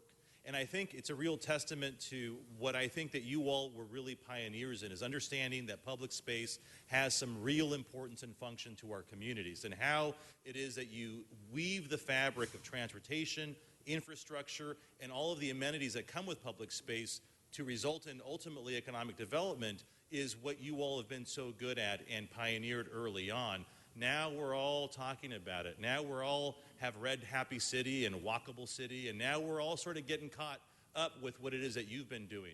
It's so great to see you all. It's great to see some familiar faces again. Congratulations, and keep up the good work. Mr. No. Mr. Bloomingfield. Just thought I'd add my voice, although I said some words out at the reception. I love the way that Lonnie's able to take a vision and actualize it into reality. And I am going to put my pitch in because even though I've never worked with you before on a project, we're now engaged to work on the Reseda area. And it's very exciting the possibilities of what can happen in Reseda, and working with all of you, I know that we can actually make that happen, especially with the recent CRA oversight. There actually may be some money to make some of that happen. So it's very exciting, and I look forward to you guys having 20 more years of great work, but even more importantly, this next year of great work in the West San Fernando Valley. Thank you. Now, okay, let's give them a round of applause. Floor is yours. I'm Veronica Hani, Executive Director of Lonnie, and I'd like to just thank you so much for all the kind words. We really appreciate all of the support from all of the offices here. It's a pleasure to work with all of you, and we appreciate all the opportunities that we've had over 20 years to partner with you to help build this city into more than it's been, and we all have this vision of what it can be, and I know we're all working together to achieve that, and we certainly appreciate all of your support. Thank you to those of you we've worked with in the past. To those we haven't yet partnered with, we look forward to future endeavors together. And I'd like to acknowledge certainly all our staff is here, as well as our board members and our founder, Joyce Perkins, who would also like to say a few words. But I want to thank you for your dedication and your commitment to really meaningful change in our city. We appreciate the opportunity to partner with each and every one of you. Thank you. Mr. Council President, council members, and Councilman Park, I just want to thank you all for this acknowledgement and support you've given us. When I helped to create Lonnie in 1994 with Mayor Reardon, it was started out as a 3-year demonstration project. But because of the support of the City Council and votes that you made to help even bring us into being, this is how we got to our 20 years, because you found that there was value in what we were doing. It was value in our partnership. And so I want to thank and congratulate the current and past City Council for the role that you have all played in helping us to achieve this 20 years. We could not have done it without you. And I want to acknowledge Councilman Fuentes, who at one time sat on the board of directors for Los Angeles Neighborhood Initiative. And look what we helped to start here. And again, thank the council for the very wonderful Joyce Perkins Parkway in Leimert Park. It was a complete surprise. I really did appreciate it. And my husband and I get out there and clean that sign and clean that parkway. We want to know that we really appreciate it. And we look forward to continuing to work with you as we partner with you to help continue to help your communities become better. Thank you. Thank you for all your service. Thank you. Can I ask Anna to come up? She's the program manager, and she's the one that actually is in the field that makes all this stuff work. So let me ask Anna to come up. Yeah, I just like to embarrass you. That's Well, I'm embarrassed. Anyway, I just want to thank the City Council, and I'm so proud to be part of Lonnie and to be working in most of your districts and soon all. And thank you. Thank you. We're going to go in the back and take some photos. Oh, okay. Again, congratulations.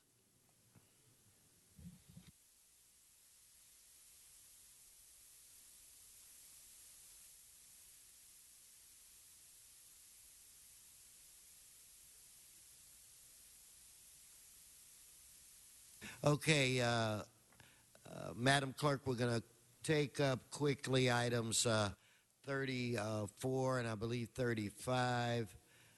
We'll take care of those in open session. Before you read about it, though, we have one card. Mr. Walsh on item 34. John Walsh, item 34.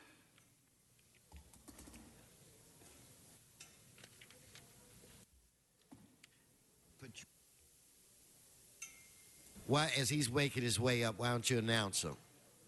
It's only one card. Mr. President, for item 34, the recommendation is to accept the sum of $8,692,308.29 in the case entitled David Sherman, etc., Relator versus Office Depot Incorporated. John Walsh, blogging at HollywoodHighlands.org. Did my 71-year-old ears deceive me? Did I hear $8 million? You know, $8 million thrown away? You're not even going to fight over it? $8 million gift?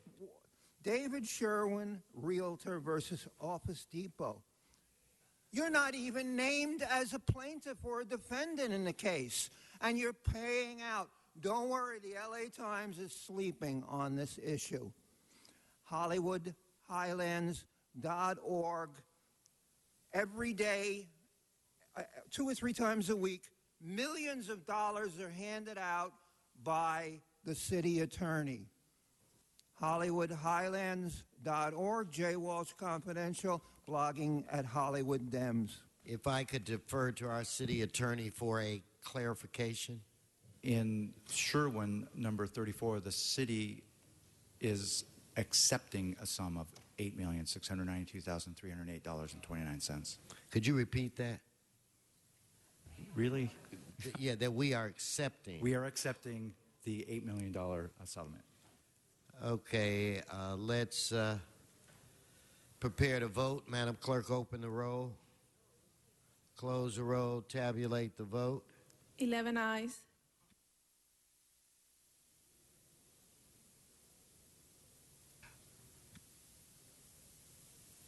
Okay, then let's do 35 at this time. For item 35, the recommendation is to pay a total of $3,583,820 in settlement for the case entitled Pedro Torres versus the City of Los Angeles. Thank you. Well, then let us open the roll, Close the roll. Tabulate the vote. 11 eyes.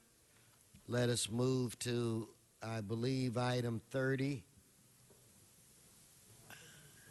Tania Sant, held special by cards or a card. Do we have a Tania? No applause, Mr. Herman. Yes, ma'am. Welcome. Yes, my name is Tanya Sant, and I'm here today to talk about my case, and because I don't want this to happen to anybody else. It's caused a lot of mental anguish. I bought a property on July 25th of this year.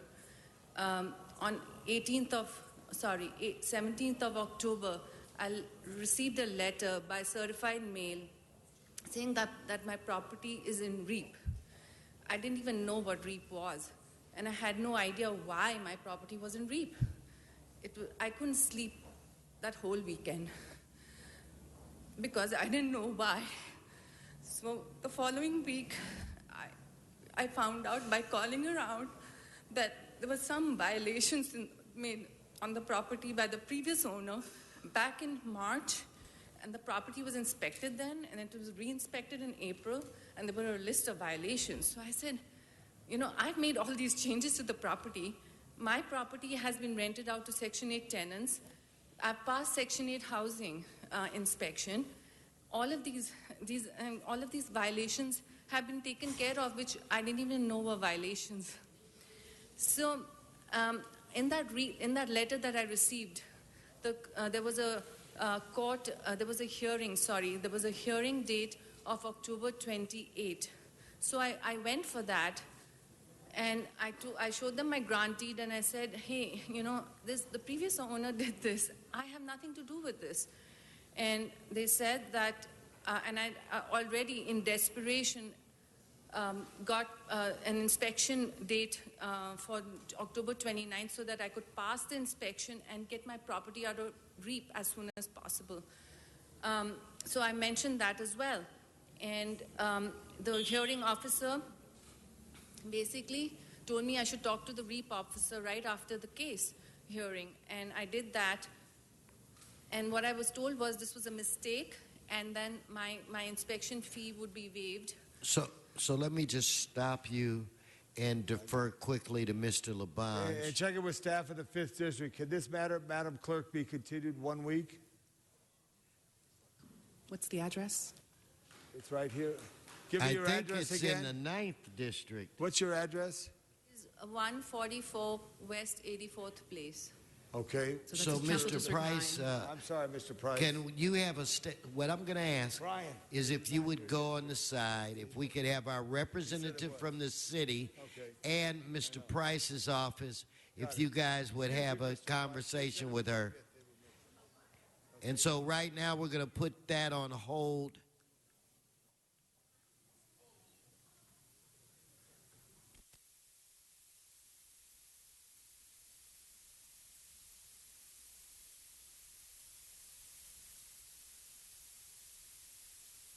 So what we will do is, yes. My fault on the 5th District issue. I retract my statement. Let the department handle it however they see fit. Thank you. Okay, and it's my understanding that they will be removing her property from REAP, but I do think that it's appropriate for her to have no applause, it disrupts a conversation with the 9th District. Okay, with that said, let us prepare to vote on these items. Let us open the roll, close the roll, and tabulate the vote. 11 eyes. Thank you. Mr. Labange, you held items 17 and 18. City Attorney has advised me on these issues here. There's one on 18. The matter has been resolved, so I move to deny the appeal on 18, for they have worked out an agreement. And on 17, I move to deny the appeal based on the Department of Building and Safety's implementing protocols that they feel will meet the needs of all. Okay, so Madam Clerk, why don't we just take both of these items Deny on both. and let us open the roll, close the roll, tabulate the vote. 10 ayes. Thank you, Mr. Labange. Let's move on now. Let's move on now to item 27, which is called special by Mr. Herman. Item 27, yes.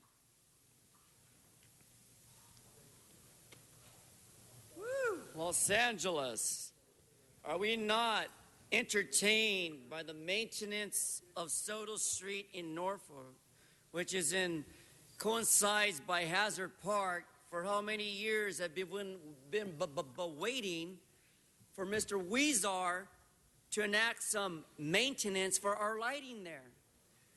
The concrete barrier has displaced residents there to walk in an unlighted, secured area and cause the potential Come on, for talk to people us. to be injured. However, the Bureau of Street Lighting has adopted for January 28, 2015, under this government code section 53763, and my apologies to the poor old lady that cried No, earlier why don't about- you stay on Okay, this item? I'm coming back on topic, though. Just let you folks know. No, you're going to stay on topic.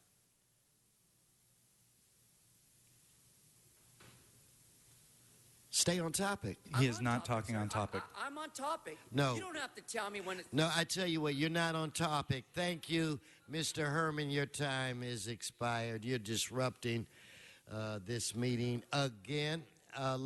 He's still disrupting. Let's make a note of that, Mr. City Attorney. Now let's prepare, and he's continuing to do it as well. Let us prepare to vote on this item. Let's open the roll, close the roll, tabulate the vote. 10 ayes. Okay, Mr. Walsh, we're going to move to item 33. Mr. President, for item 27, that ordinance will be held over to November 25th for a second reading. I understand. So let us now move on to item 33. Yes, Mr. Walsh.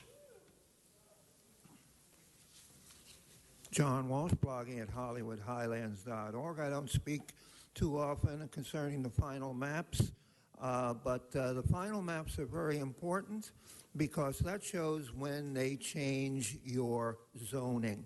And they're always upgrading the zoning so that they can build high-rises in your neighborhood. This is the final one for North Avenida Oriente on Lynette Street. And the developer has to pay $12,000 in Quimby fees, which, according to state law, is supposed to go to parks in that area to maintain and expand play parks in that area. And, of course, this subdivision here is for Finchy sports cars. We need more sales of sports cars in L.A. We're just not selling enough cars here. HollywoodHighlands.org. I'll be back. Thank you. Okay, let's prepare to vote. Let's open the roll, close the roll, tabulate the vote. 11 ayes. Okay, I want to quickly recess the regular meeting and go into the special meeting. Madam Clerk. Blumenfeld, Bonner, Buscaino, Cedillo, Englander, Fuentes, Weezar, Carrasco, Corey, Labange, Martinez, O'Farrell, Parks, Price, Weston. 10 members present, a quorum, Mr. President. Thank you very much. 37, we do have cards. Mr. Walsh, item 37.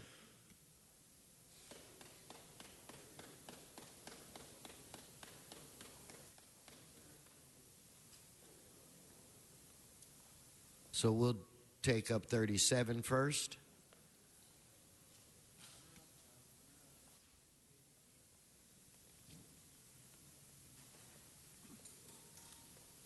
John Walsh, blogging at HollywoodHighlands.org, or Jay Walsh Confidential, tweeting at Hollywood Dems.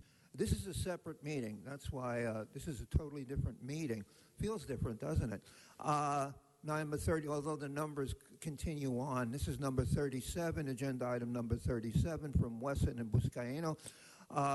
Rescinding a council action to assert jurisdiction pursuant to charter section regarding property. Okay, they did the right thing at the beginning, and they crossed up somebody who's very powerful. You don't see very many agenda items here where they rescind their action. And they're rescinding their action here for a simple reason. The corporate power structure, the real estate industrial complex, which controls this city and the LA Times, they asserted their jurisdiction, and they spanked Mr. Weskin and Buscaino, and now they have to come back and rescind the council action of last December 23rd. They have to rescind it, and they have to do what they are supposed to do. Now, remember the rules. If I get anything wrong here, the slightest fact wrong, they correct me. If they say nothing, that means every damn word I said is accurate. I await your correction. Did you rescind the action or not, and why? HollywoodHighlands.org. Let us prepare to vote on this item. Let us open the roll, close the roll, tabulate the vote. 10 ayes. We'll now move to item 38. So on this item, let us open the rolls, close the roll, tabulate the vote. 10 ayes. So let's adjourn the special meeting, Madam Clerk, and return to the regular meeting. And now, Mr. Labange. Mr. Labange, so I need to reconsider 18. Item 17, please. 17? Yeah. 17.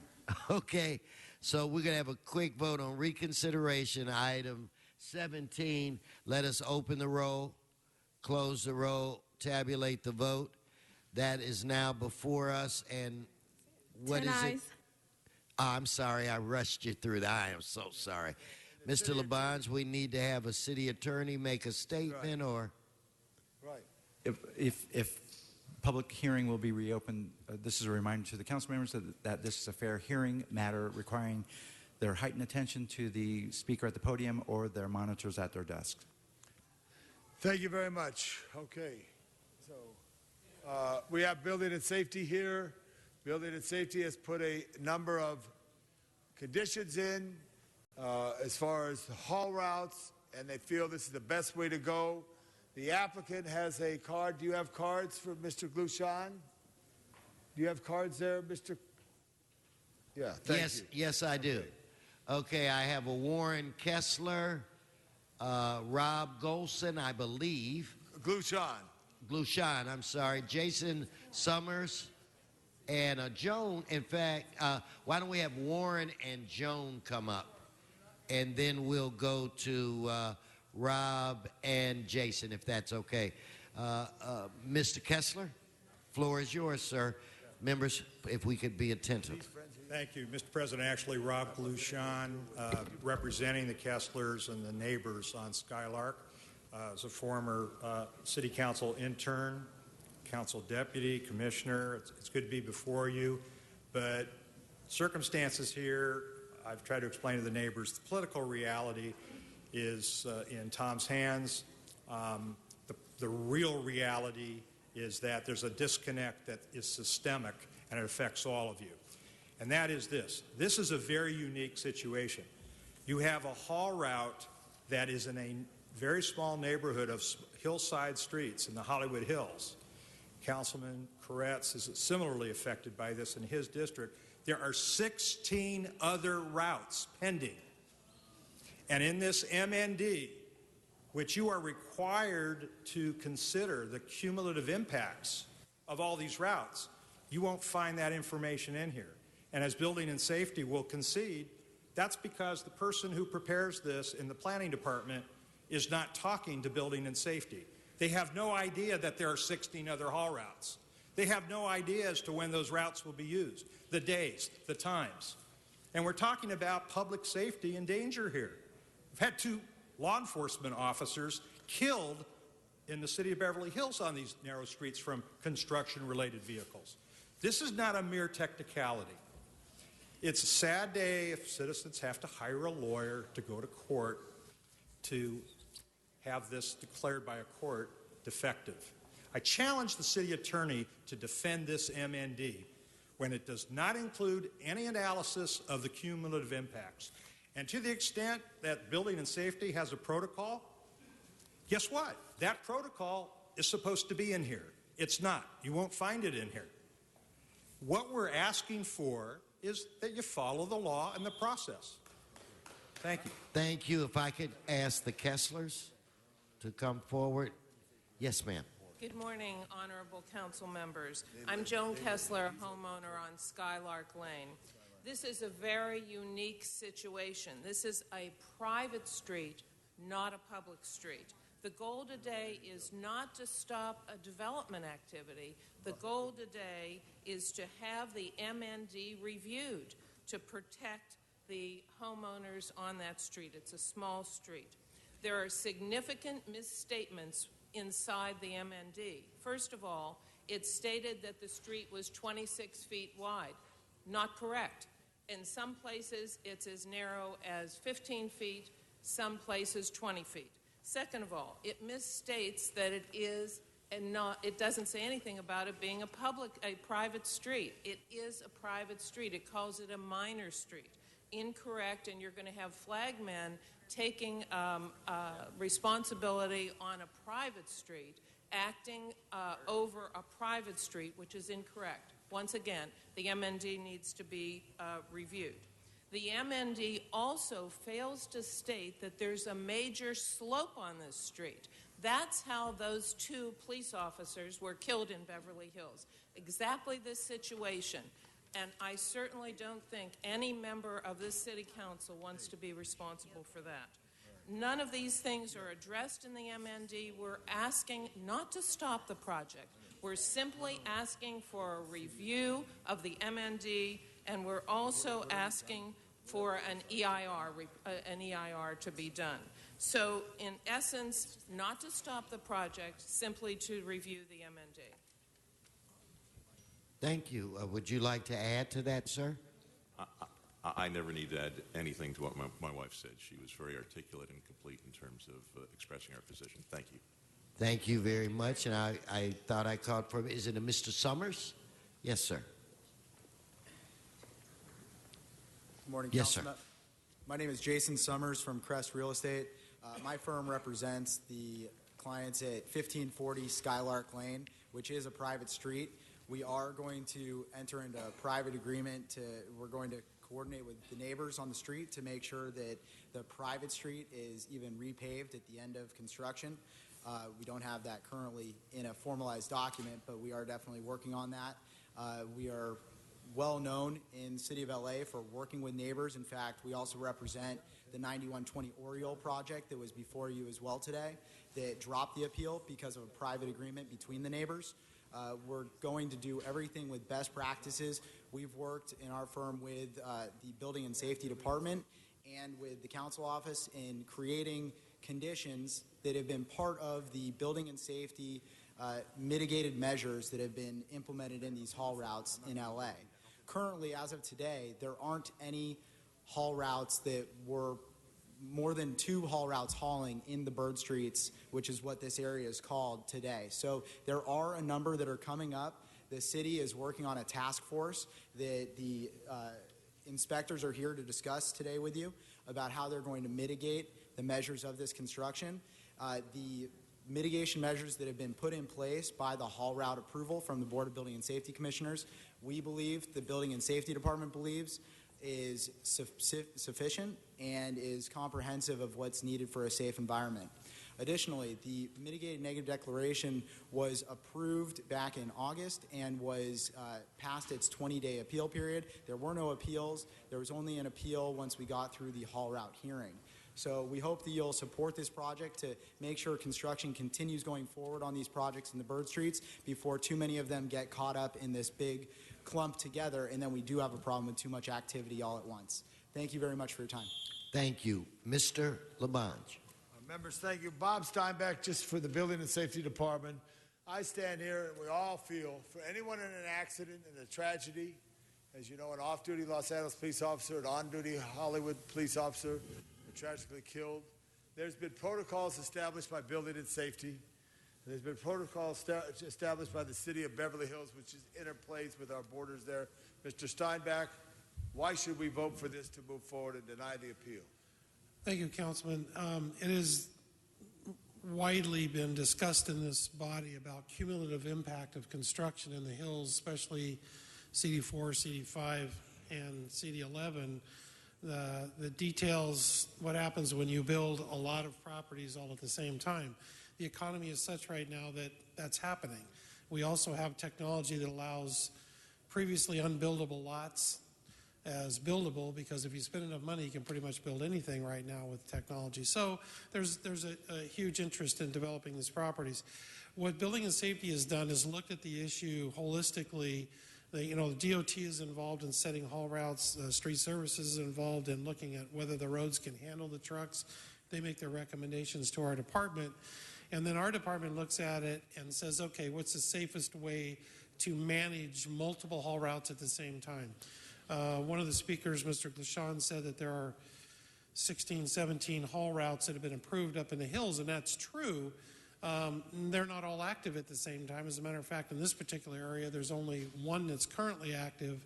But what we do is I have a group within my inspection bureau that monitors all of the haul routes that are currently active, monitors the ones that are pending and will start up in the future, and then keeps track of their adherence to all of the haul route conditions that are approved by the Building and Safety Board of Commissioners.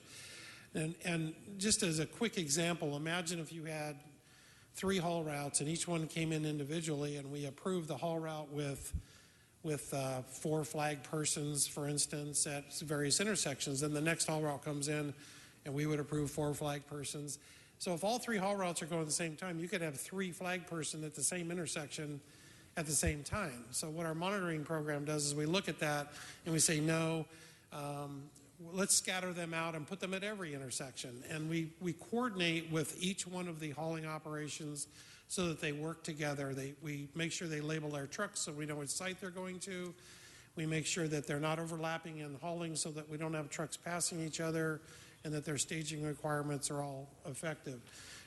We have staff, paid staff, full-time. That's all they do is look at these haul routes and these construction sites all day, every day. They don't even look at the construction. They're looking at the hauling. And we've taken that burden upon Building and Safety to do that at our own cost for the time being. We are very fluid, Councilman, in our approach to these particular haul routes. We watch them closely, and if anything does not line up with what's prescribed, then we work out the mitigation measures to accommodate that. Is there any restrictions on weight of vehicles or like heavy, like triple axle cement mixers? Are they smaller mixers now? We look at the Street Services actually makes recommendations on the size of vehicle that's allowed based on the street size, how old the street is, what it, the weight of the trucks. There's 18-wheel trucks, there's 10-wheel dump trucks. So on some of these narrower streets, we only require 10-wheel dump trucks. And it's important to remember that 10-wheel dump truck is no wider than a FedEx truck, no wider than a pickup truck with its mirrors out, no wider than the trash trucks, no wider than any other vehicle that goes up there. Mr. Steinbeck, thank you. Members, I'm standing with the Building and Safety. I may be disappointing these people who've come down by the former, by the representative as well. But I'd ask for an aye vote and we move forward on it. But track it every day, Robert. Thank you. Every day. Okay, Mr. Labange, there are no speakers on the queue. Madam Clerk, if we could prepare to vote, open the roll. Excuse me, Mr. President. Yes. Just for clarification, Mr. Labange's motion is to deny the appeal or to receive and... Let us open the roll. Close the roll, tabulate the vote. 11 ayes. Okay. We'll move on now to item number 1. Mr. Herman, on item 1, please come forward. And Mr. President, as he's coming, there's a request to continue item 1A to December 2nd. Without objection, Mr. Walsh. Mr. Herman.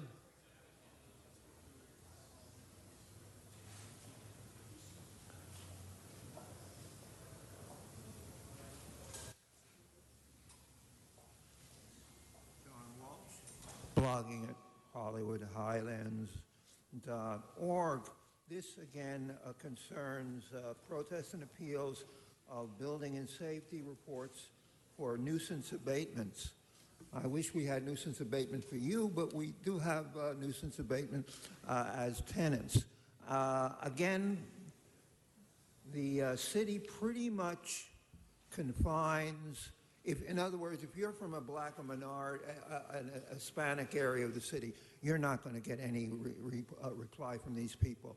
But if you come from a white area, west of La Brea, where the white people live, then you will get a lot of attention when there's a nuisance abatement. As you can see, these addresses, they're all in minority neighborhoods. HollywoodHighlands.org.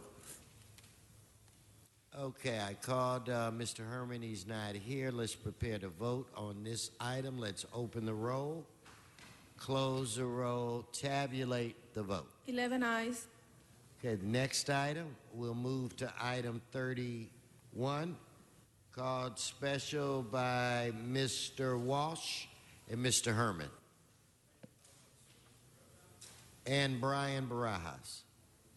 Please come forward.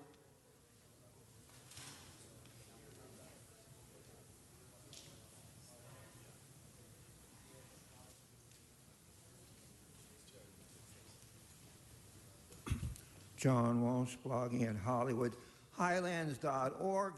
Now we come to the poverty pimp section of the agenda. Remember, the Republicans make you lose your job, and then the Democrats make money out of you by poverty pimping. This concerns Bonin, one of the major poverty pimp duo of Bonin and O'Farrell. This is $100,000. And make any mistake, catch me on it. $100,000, not to exceed. This money goes to people assisting homeless, the PATH group. Most of the money, we need an audit of PATH because the PATH money mostly goes into the PATH bureaucrat's pocket. It doesn't go into the homeless, to feeding the homeless. And if they're doing such a good job, why is the street littered with homeless people? HollywoodHighlands.org. Give them another $100,000. Give them $200,000. Let's just pour this money in. And what are they going to do with the money? They're going to transfer some of it to your campaign contributions. No, you're off the subject. HollywoodHighlands.org. Okay. If we could have Mr. Herman and Mr. Barajas.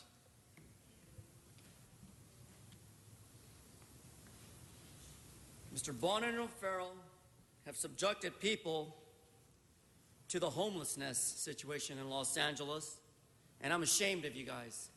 I'm ashamed of this council for not taking action to improve the quality of life for homeless people when it comes to the contract under the subtitle PATH.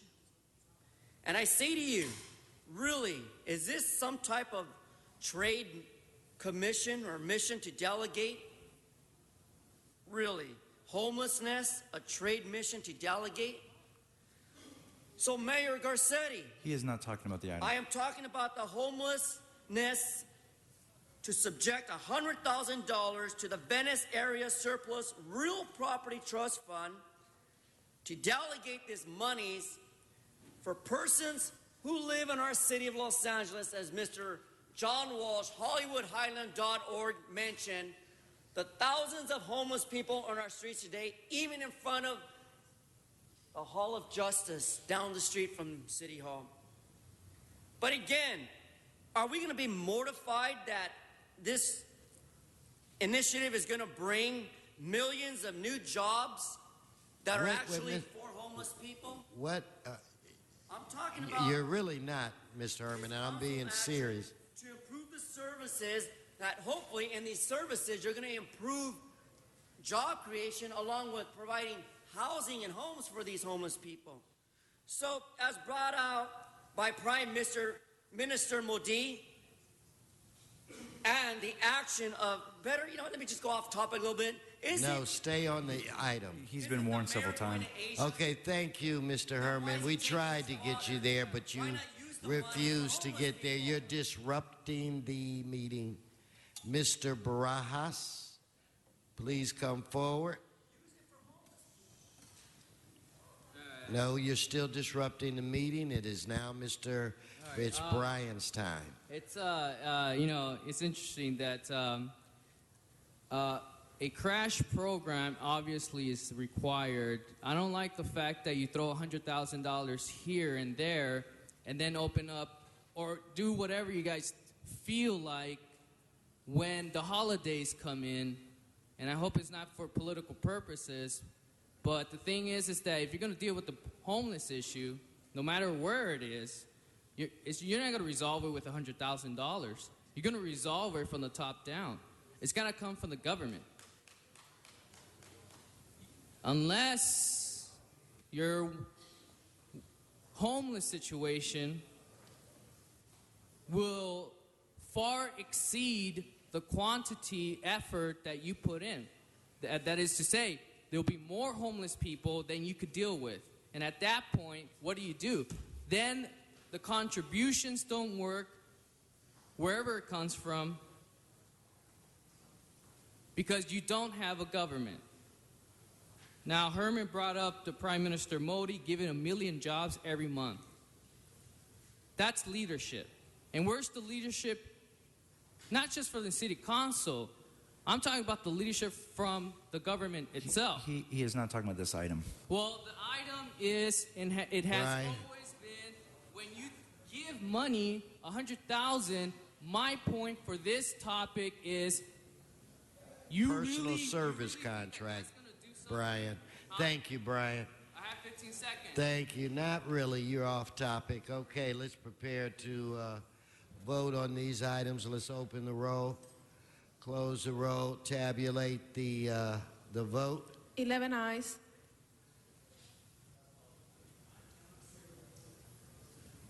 Okay, we're going to go to item 32. It's my understanding Mr. Walsh is out of time. Mr. Herman, you have a minute on item 32.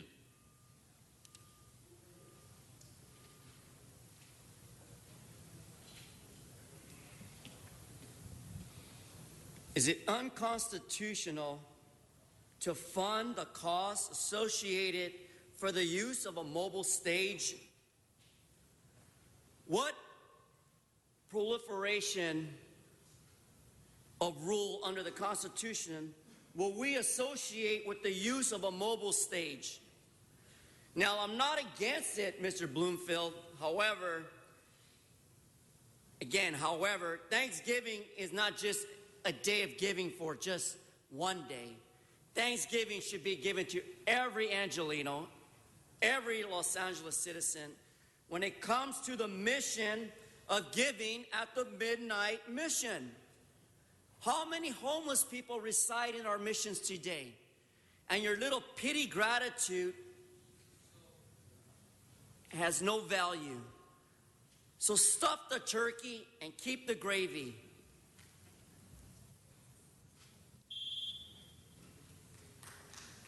Mr. City Attorney, I might need translation on that, somebody to translate. But let's prepare to vote. Let us open the roll, close the roll, tabulate the vote. 11 ayes.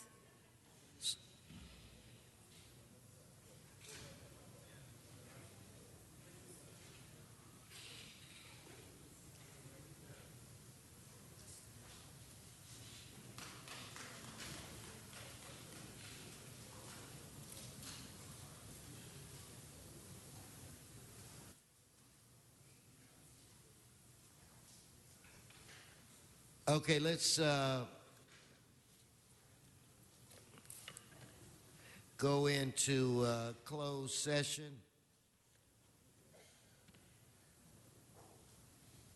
On item 36, sergeants, if you could clear the chambers. Mr. Labange,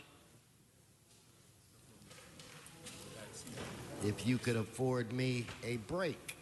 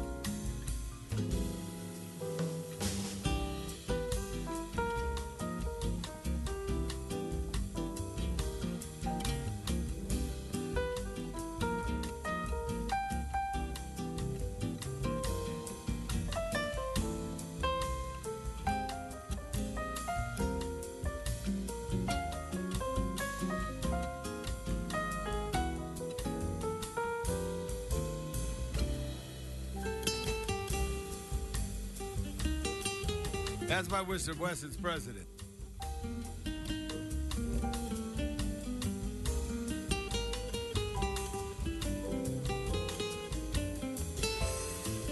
Thank you very much, Madam Clerk. What's before us right now?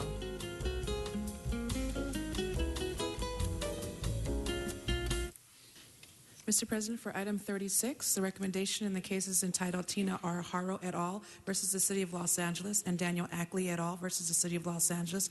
The recommendation is to pay a total of $9,007,265.26 in satisfaction of judgment. Thank you. Mr. City Attorney approved that. The council voted on it. So let's open the roll, close the roll, tabulate the vote. 11 ayes. 11 ayes. Next item. Mr. President, that brings council to general public comment. John Walsh, public comment. 1 minute public comment. John Walsh, blogging at HollywoodHighlands.org, making a challenge to the media that covers here. Okay, I would like to thank Mr. O'Farrell's deputy for giving me a copy, he wasn't supposed to, of Eric Garcetti's Asia Trade Mission delegation. Okay, it costs approximately $75,000 for each additional person on the trade mission.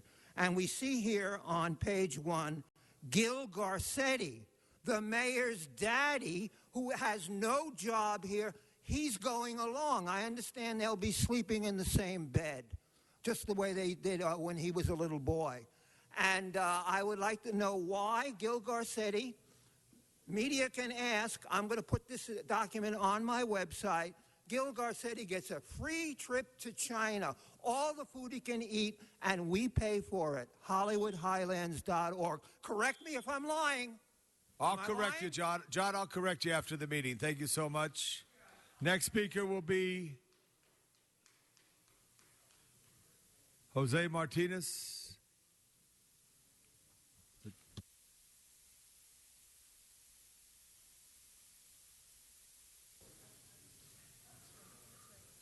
Jose Martinez, so note the card. Brian Barajas.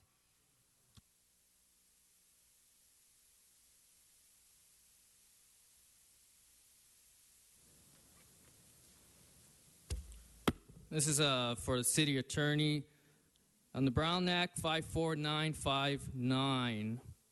Please read that carefully because I think Herb Wesson just violated the law. Guilty of a misdemeanor.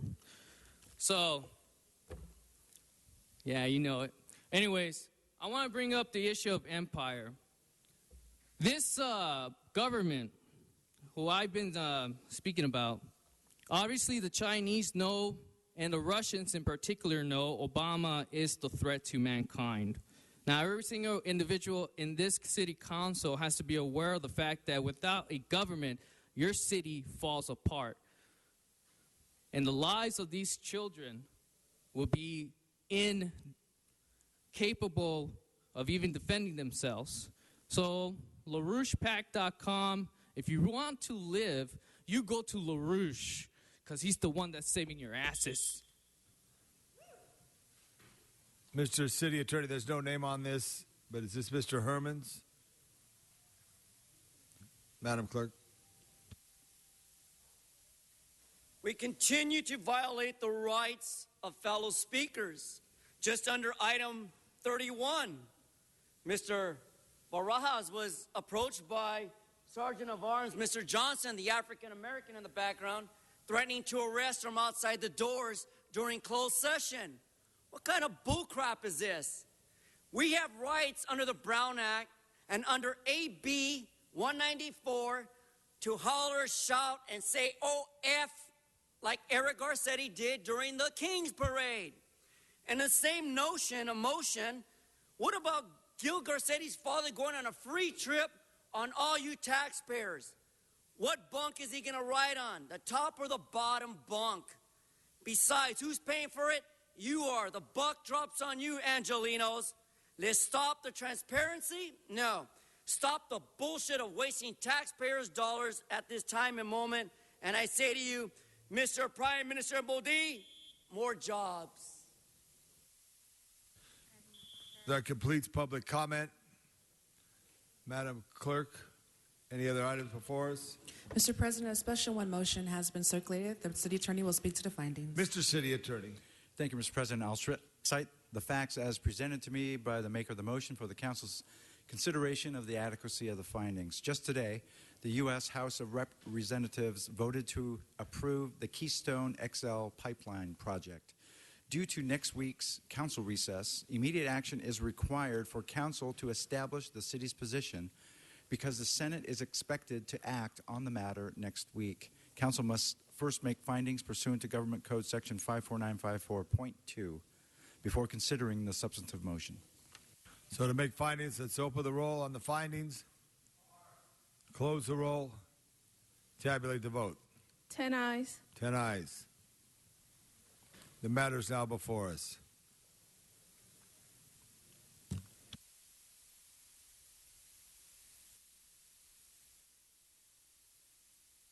Mr. Walsh?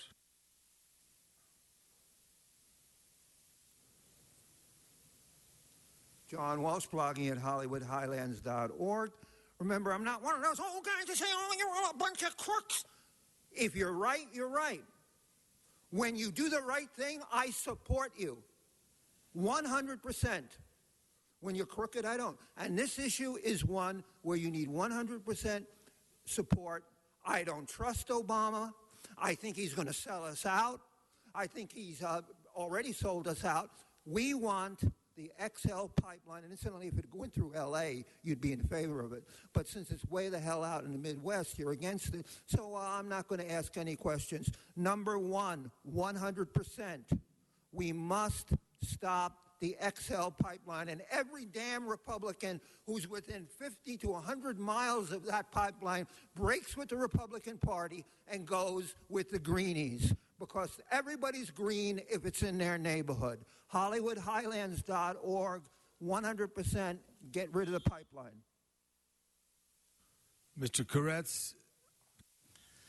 Well, I'm not sure I have anything to say anymore. I think Mr. Walsh made the arguments pretty effectively. But this is one of the most important issues in the climate change fight. And the XL pipeline will transport one of the world's dirtiest fuels.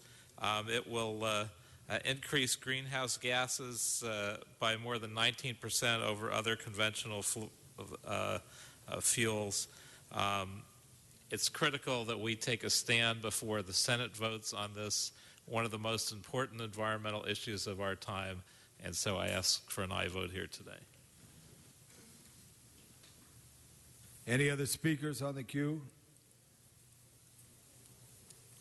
Madam Clerk, open the roll. Close the roll. Tabulate the vote. 10 ayes. Forthwith. Yeah, if there's any way to send this with the most urgent forthwith Most we urgent possibly forthwith, with our apologies to the Canadians. Okay. Very good. Next item. Council has motions for posting and referral. So ordered. How about announcements, members? Mr. Mitchell Farrell. Thank you, Mr. President. I appreciate that. Seeing as Council won't be meeting next week, am I right in that? We're not meeting because of League of Cities. I just want to announce that there is a public scoping meeting for a development proposal at the old former future site of the Academy Awards Ampus Museum that is now a moribund location in the heart of Hollywood. It is bounded by DeLong Pre, Vine Street, Homewood, and Cahuenga. Homewood. And the project scoping meeting takes place on Thursday, November 20th from 6 to 8 o'clock p.m. at the Sunset Media Tower, first floor at 6255 Sunset Boulevard. If anyone has any questions, they can certainly call our office and we can give information.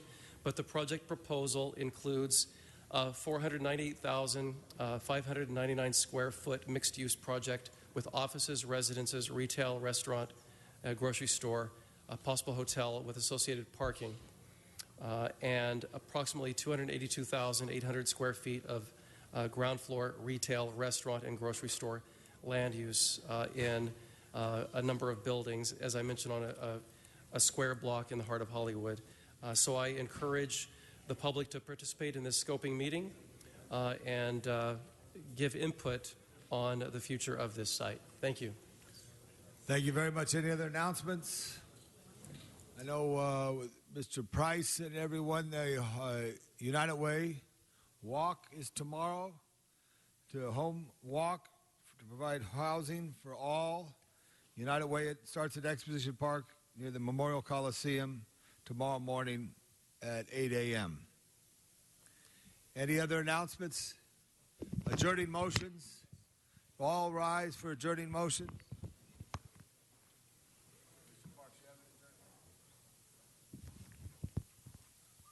Please rise. Thank you. Mr. Parks. Thank you very much. I ask that we adjourn in memory of Carl Mike Olson, who passed away November 2nd, 2014. He was born August 1943. Mike died peacefully after a courageous battle with cancer. He's a graduate from St. John Vianney High School in '61, and he enlisted in the Marine Corps and served his country from '64 to '69. He married his high school sweetheart, Pam, and they moved to Visalia, California, and raised 3 sons. The family lived in Visalia for 35 years before moving to Santa Barbara the last 8. Mike enjoyed a long career as a vice president with Nash DeCamp Produce Brokerage in Visalia. He also was a devoted Catholic and attended Our Lady of Mount Carmel in Santa Barbara, where he and his wife were married in 1966.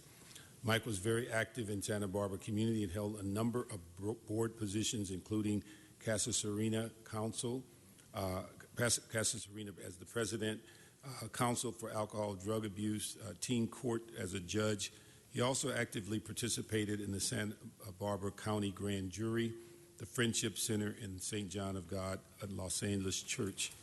For the past several years, he volunteered for the Knights of Malta and their efforts to rebuild homes and displaced families in New Orleans after the hurricane. He cherished the time with his family. He was involved with boating and many walks on Butterfly Beach with his dog. He's survived by his wife, Pam, of 48 years, his son, Tim, Ted, and Ty, his parents, Dorothy and Kenneth. His services were held November 10th, 11 a.m.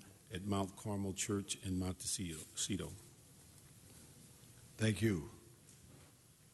Mr. Buscaino. Thank you. Colleagues, I ask that we adjourn in memory of Daniel Scott Millman, brother of West Los Angeles Area Planning Commissioner Samantha Millman, who passed away last week. Born August 1st, 1984, loving son of Kenneth and Linda Millman, of course, brother of Samantha and brother-in-law of Brian Van Riper. Loving nephew, cousin, and friend services will be held at Mount Sinai Memorial Park this Sunday at 10 a.m., 5950 Forest Lawn Drive. In lieu of flowers, family requests that donations be made in Daniel's memory to Betzetic Legal Services on Wilshire Boulevard. May Daniel Scott Millman rest in peace. Mr. Huizar.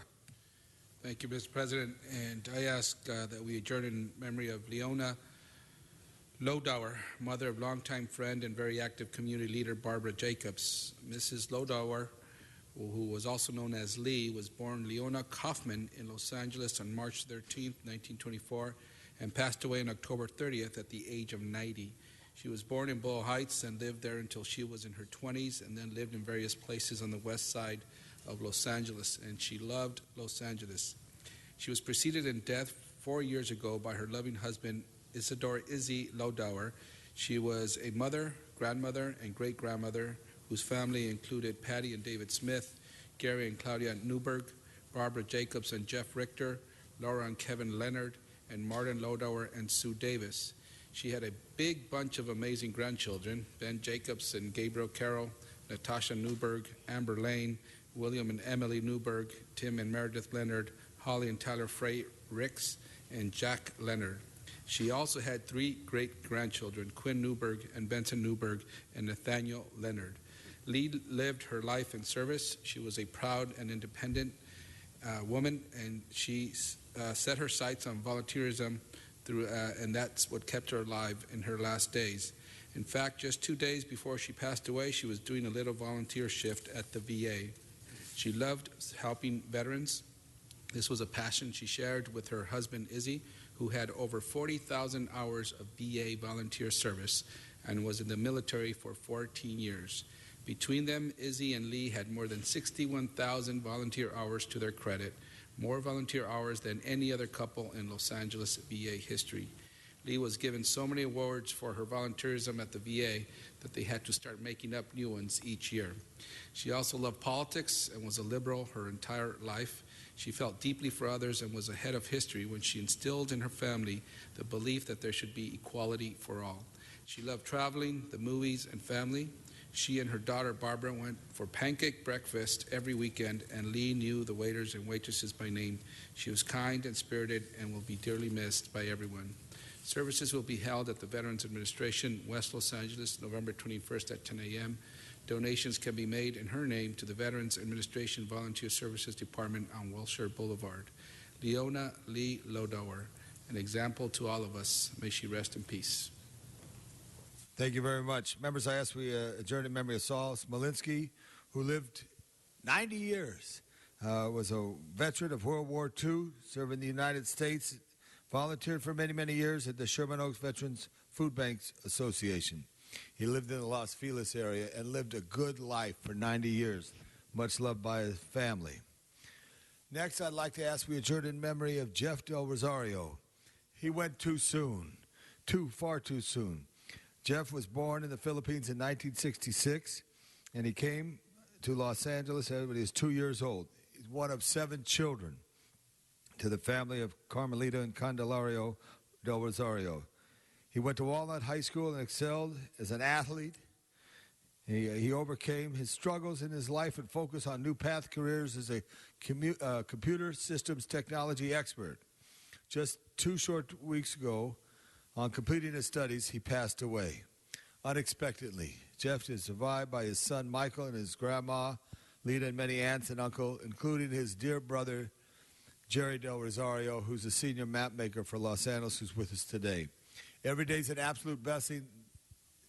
Young Jeff went too soon. May we remember all those who went before him and remember him in adjournment. Members, clerks, staff, this meeting is now adjourned. Continue to serve the city well and remember those who went before us. Thank you.